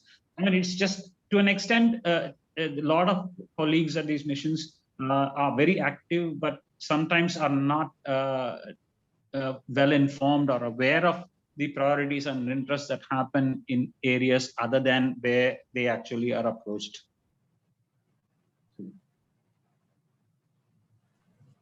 Sorry, for Palau, it's we have never really used the UN mission really, I guess, to spread it at the UN, but we've utilized them to provide us information. So we usually get information on updates about specific, I mean, we've only requested on updates, especially regarding the law of the sea, and because it's related to the oceans, climate change, of course. And really, there are really good it's a really good idea to utilize our UN missions. I actually really didn't think about that, except to just to use them to get information on other conventions so that I can use it on our statements. And then I recalled that in 2018, I think it was the COP. Tonga actually had some of their interns that came from the UN mission, and they were actually really helpful in providing information from other sectors that they were involved in, such as oceans and finance. And so that was actually a really big benefit to the Pacific during the negotiations at the COP in Egypt. So that was one of the, but that was Tonga was the one that initiated that and brought in their intern. So thank you, Tonga. So yeah, I think right now in terms of providing information for Palau, we have the national focal points here. I guess we're lucky, so I usually communicate with just the focal points here, and if there's a specific issue that's only dealt with the UN, that's when we go to the UN. But I think that's the extent that we've utilized them so far.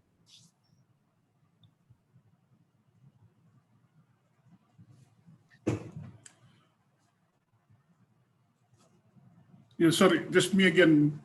For the national colleagues, I think the best people to talk to would be the your climate change counterparts in your countries, because they use this avenue all the time to get what they need in terms of coordination, in terms of, so you can get a better handle on what you can use them for. Because like Gwen was saying, that's exactly what I find when I used to go around the region.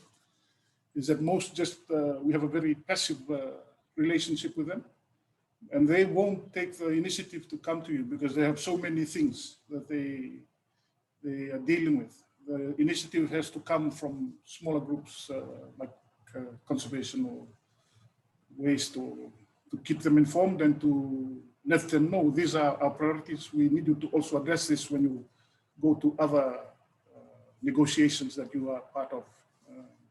Because, like I said, it's all related. And then a lot of the resourcing can also come from outside, resourcing in terms of technical help, financing, all those other things from outside our immediate area of interest. Thank you.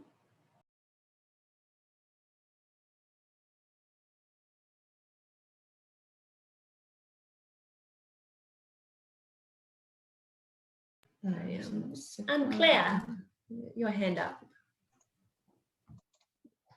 Yes, thank you, Amanda. Just to say that I think that the Pacific Island Forum just organized a meeting with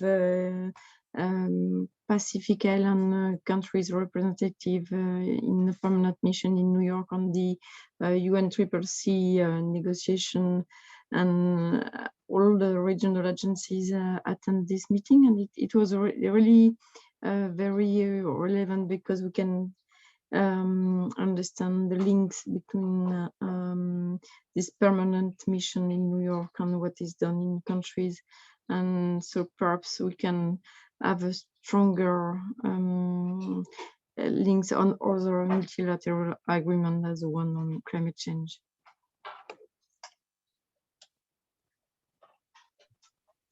Thank you, Anne-Claire.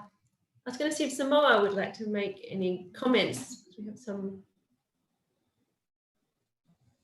I know, Amanda. Sorry, I think some of our colleagues from MNRE are tuning in as well, but they have some problems with their microphones. So from us on our end, so we do work closely with our mission in New York, and we do share a lot of information with them, and also vice versa from New York to us. Our former ambassador, Fituri, was quite active in his role as ambassador, and also to do with oceans affairs and all these conventions.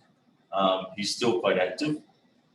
Recently, there was also a meeting he attended on oceans, because most of the communication is still coming to him in his capacity as ambassador. for Samoa to New York, but now he's playing that role in Fiji at the moment. What we do as well is that we work closely with our counterparts in the Ministry of Natural Resources and Environment. So we're quite active, and our cooperation is quite current, and we also have a good communication and good cooperation with the Ministry of Natural Resources and Environment. But the use of our mission in New York is quite similar to what Wen mentioned as well, about getting information, and sometimes where we can't attend these meetings, we can try and see if they are able to do so. But also our mission in Brussels with ACP as well, and some of the issues there as well. So they're quite involved, and we have a really good communication line with our missions in New York and Brussels. So I think that's something I'd like to share from us. But we can provide more details via email if you guys want on best practices that we have as well with our missions overseas. I thought I would share that. Thank you. That's really useful. Thank you.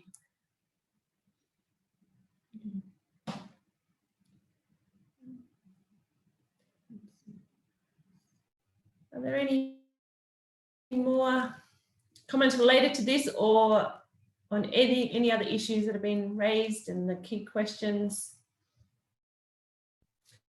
that Bella has put up?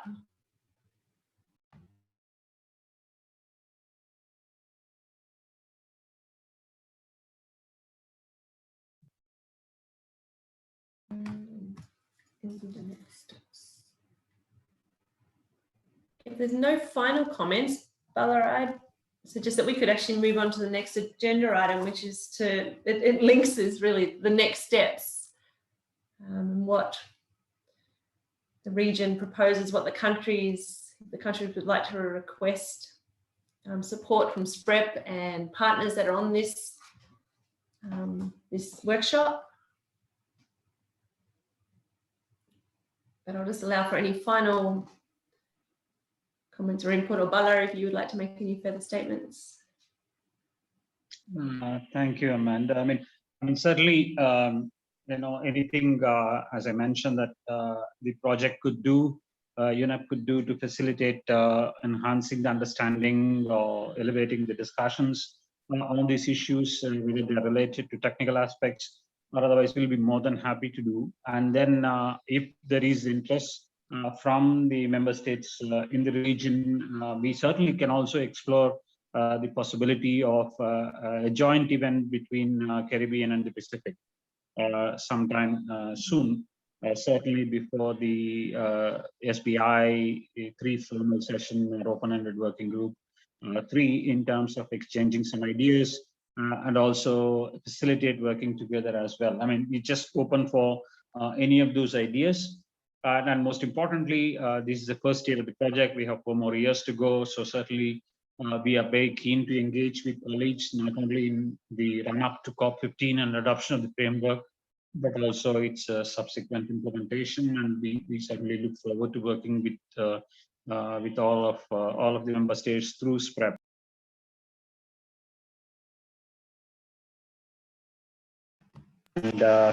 And keep in touch from our side.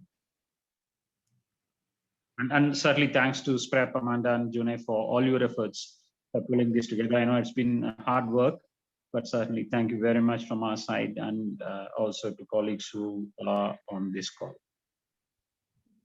Thanks, Bella. I might just share just a few slides just for our final discussion.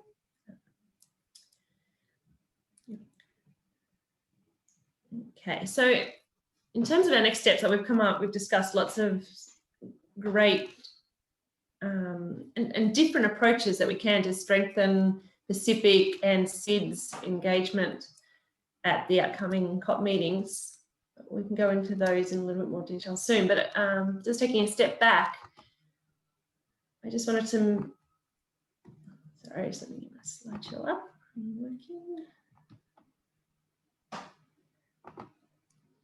And one key point I just wanted for you to keep in mind is, with all these global and our regional and national decisions that we are making, we want our decisions to be sorted by science and good data. And just wanted to share that, these resources do exist. So to make life easier with all, whether it's reporting or making decisions about the future, like in the new Global Biodiversity Framework, some key documents that can assist include countries have state of environment reports. There's a whole set, as you can see listed on the screen, the approved ones, and they're all available online, either in country or on countries' specific environment portals. There is another 5 in development at the moment, which you can see listed at the bottom. And these are just key resources. You don't have to, go digging or recreate information. Often these reports provide key justifications, some of the points or statements that we want to make at these global, regional, national levels. Another key tool which recently got released was a regional state of environment and conservation report. So we don't always have to rely on, global information. We now have a regional summary which reports on, it raises the key issues, and it really gives us the justification for why we are flagging some of the CBD issues and statements that we want to make. We also have a new framework for nature conservation, which is just, it's a good document to be able to waive and to really support, once again, statements, or where they're trying to seek funding to support implementation of these global or national priorities.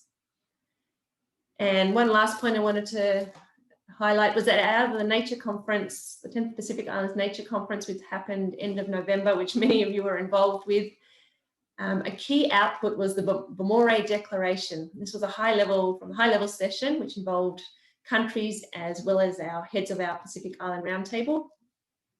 And this document highlights the key priorities for the region, and they're the priorities that were also raised in that regional state of environment and conservation report. And they are captured in the new framework for nature conservation for the Pacific Islands as the guiding document for implementing actions aligned to our key priorities. So they're just key support tools that we can use when we want to push our Pacific agenda and the importance of it. I've got some chats coming up here. Look what's going on there. It's just the same thing. So not wanting to jump ahead, but these are just a few thoughts I had of, these are the sort of standard next steps, the approach that we have taken for years in terms of supporting countries. And we're keen to, like, we've heard some other potential approaches, including strengthening contacts with the permanent missions in New York, whether it's even just raising their awareness of some of these issues. But step one I'd like to highlight is, like Gwen said, the next CBD meeting, the SBI, is next week starting Tuesday night. And although registration has closed, I believe we're still confident we can still get Pacific delegates registered. So even if you can't, encourage our countries to please submit a letter to the CBD requesting registration. If you can't get it signed off through your foreign affairs to actually be a speaker, you can then at the very least be an observer. And it would be great to have as many Pacific Island delegates on board on each night. Even if you can't speak, you can still provide your comments to Gwen and the rest of us who are able to submit statements on your behalf, or just more generic. Then, personally, Junie and I are keen to organise another face-to-face meeting once we sort of have a bit more of an idea of when some of the upcoming formal meetings will be.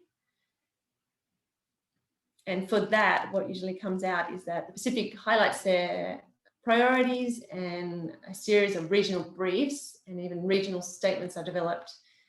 And as we've spoken, there may be options now to even do joint statements with the Caribbean and things like that. So they're just my thoughts on what we've, based on what support we generally provide, but I'd be keen to hear any other comments.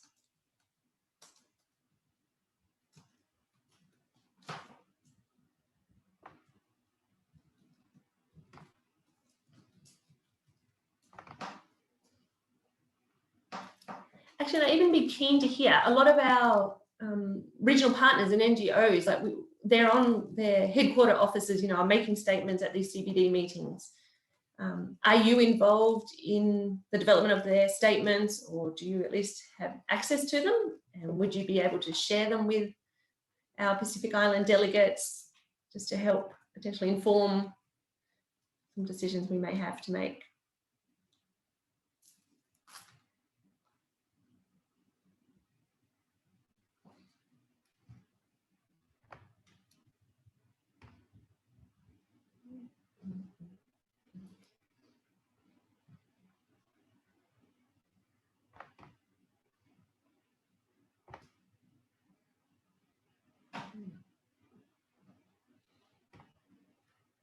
Okay.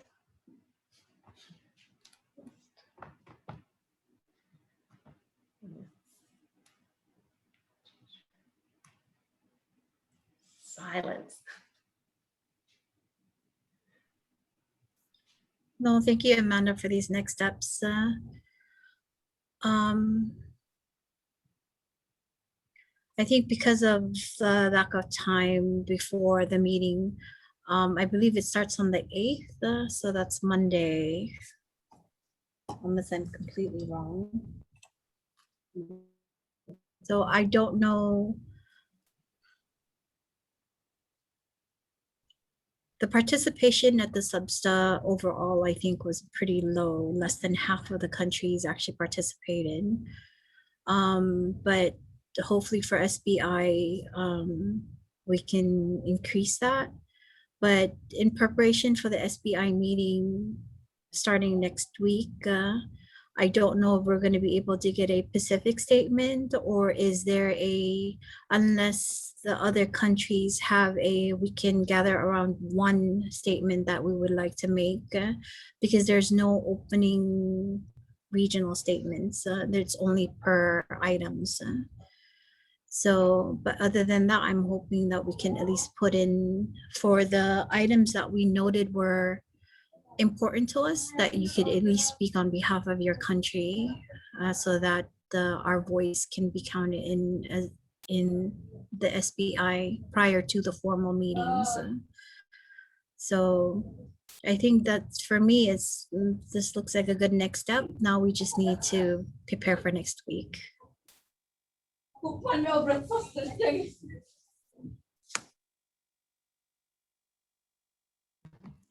Thank you, Gwen. Sorry, Gwen. Sorry, just wanted to butt in, Amanda. So just for points of clarification, Gwen, you're saying we can just focus then on individual country statements then in the SBI meeting because of the shortage of time? I think so, unless we decide now that we want a Pacific statement on a specific item, then we can work on a statement, because regional statements can only be made on the agenda items. They cannot be made. It's not the usual where we open on when the opening happens, you make that regional statement. This time it's only at the item. So when the agenda item opens, then they'll accept regional statements. But yes, unless we decide on one of the items now, we can probably prepare a Pacific statement. But I'm just hoping right now that the countries would speak up at the next week's meeting.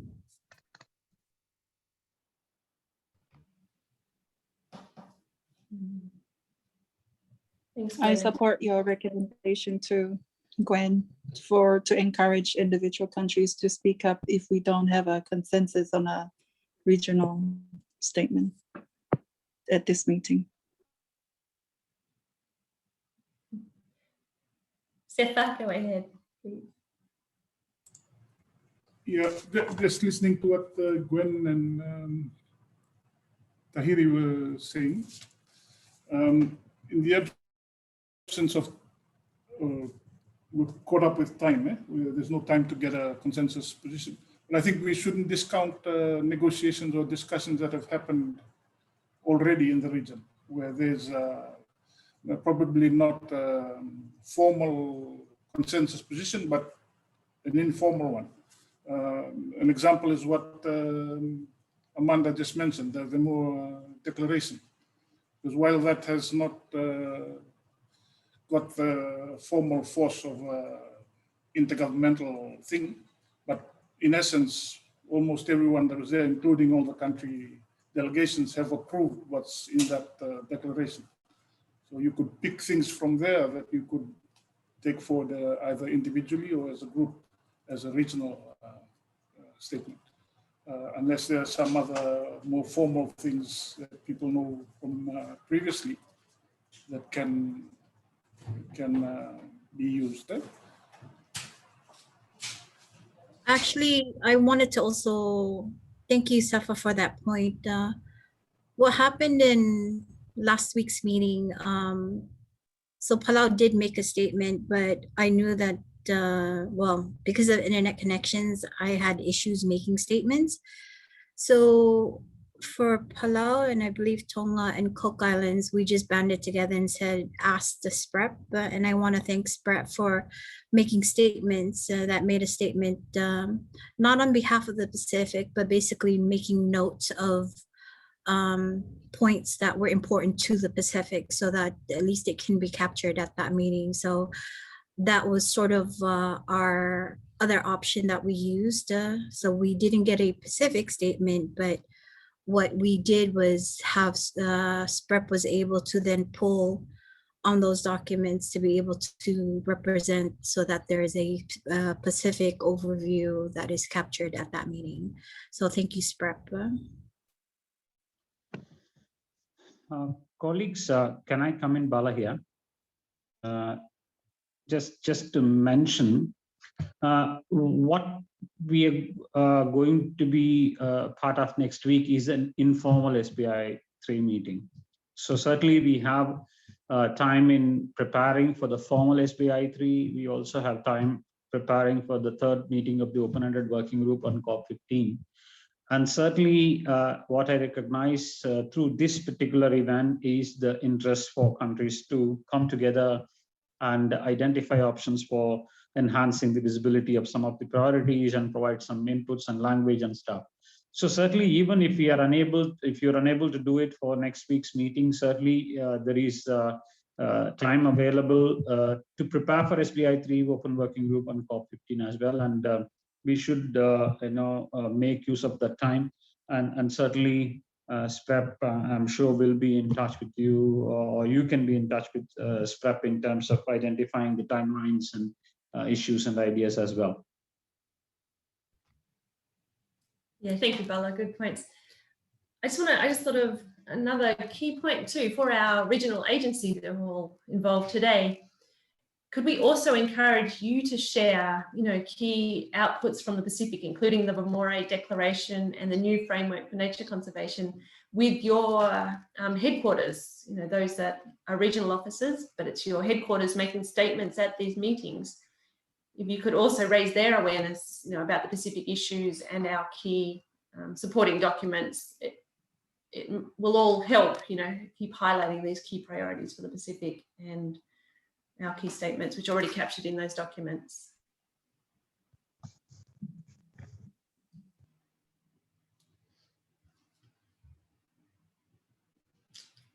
Okay. We might just call for any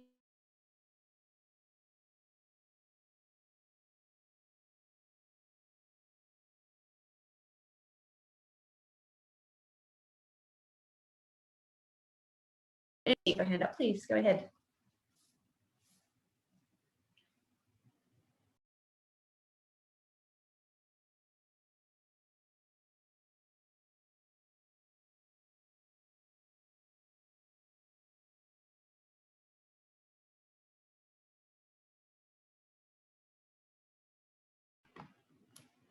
Sorry, New Caledonia, you're welcome to make some remarks. I think she's muted. Thank you, Gwen. Okay.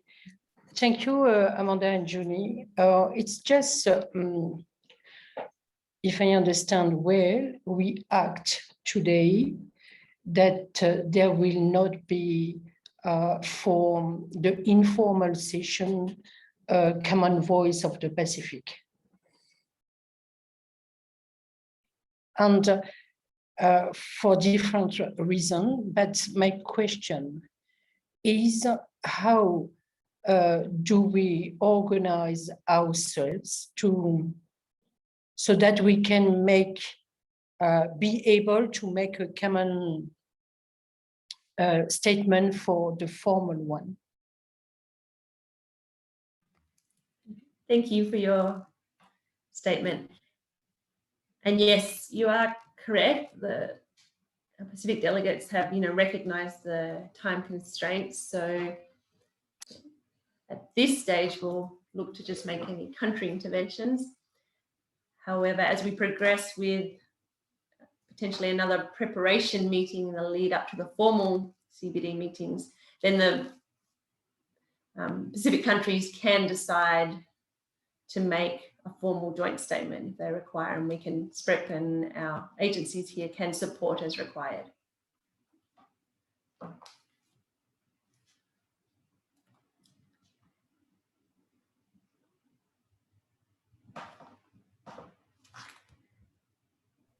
Thank you, Amanda.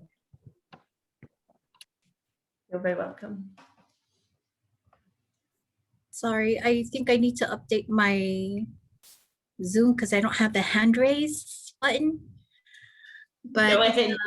I was actually going to ask Amanda if you can, if we can, or just SPREP, but also the other countries. I know that administrations have changed in the countries and that focal points have changed. Could we ask all the countries to please update their list? Because part of what we do is, as part of this process of getting a Pacific statement, is to draft a statement and then send it out to all the focal points who then have to agree to it and that's how we get a Pacific statement. So it'd be nice if we can get an update on that list so we're sending them to the correct person. Oftentimes that is also initiated by countries. So they will draft a statement of their own and then they can redo it as a Pacific statement and send it out. So all the countries have the option of requesting a Pacific statement, but then usually they draft the statement for the other countries to review. Yeah, so yes, if we could get that list of updated focal points for CBD, that'd be great.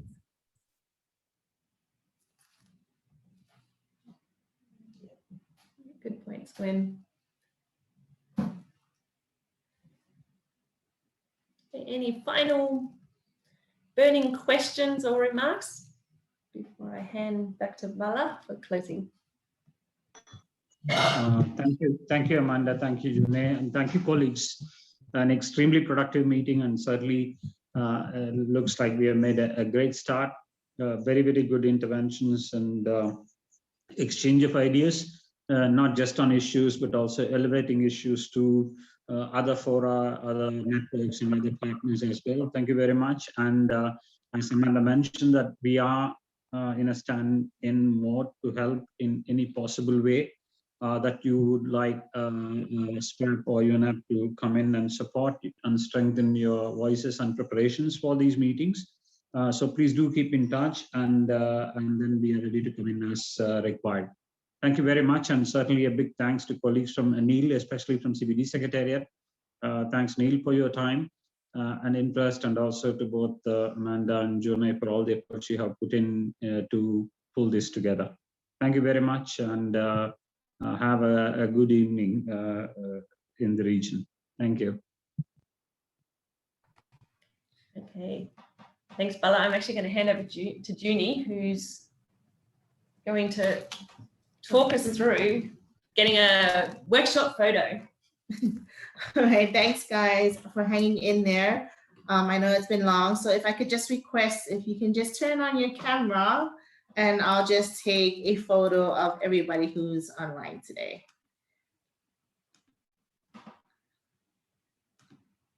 So I'll just wait for everyone's camera to come on.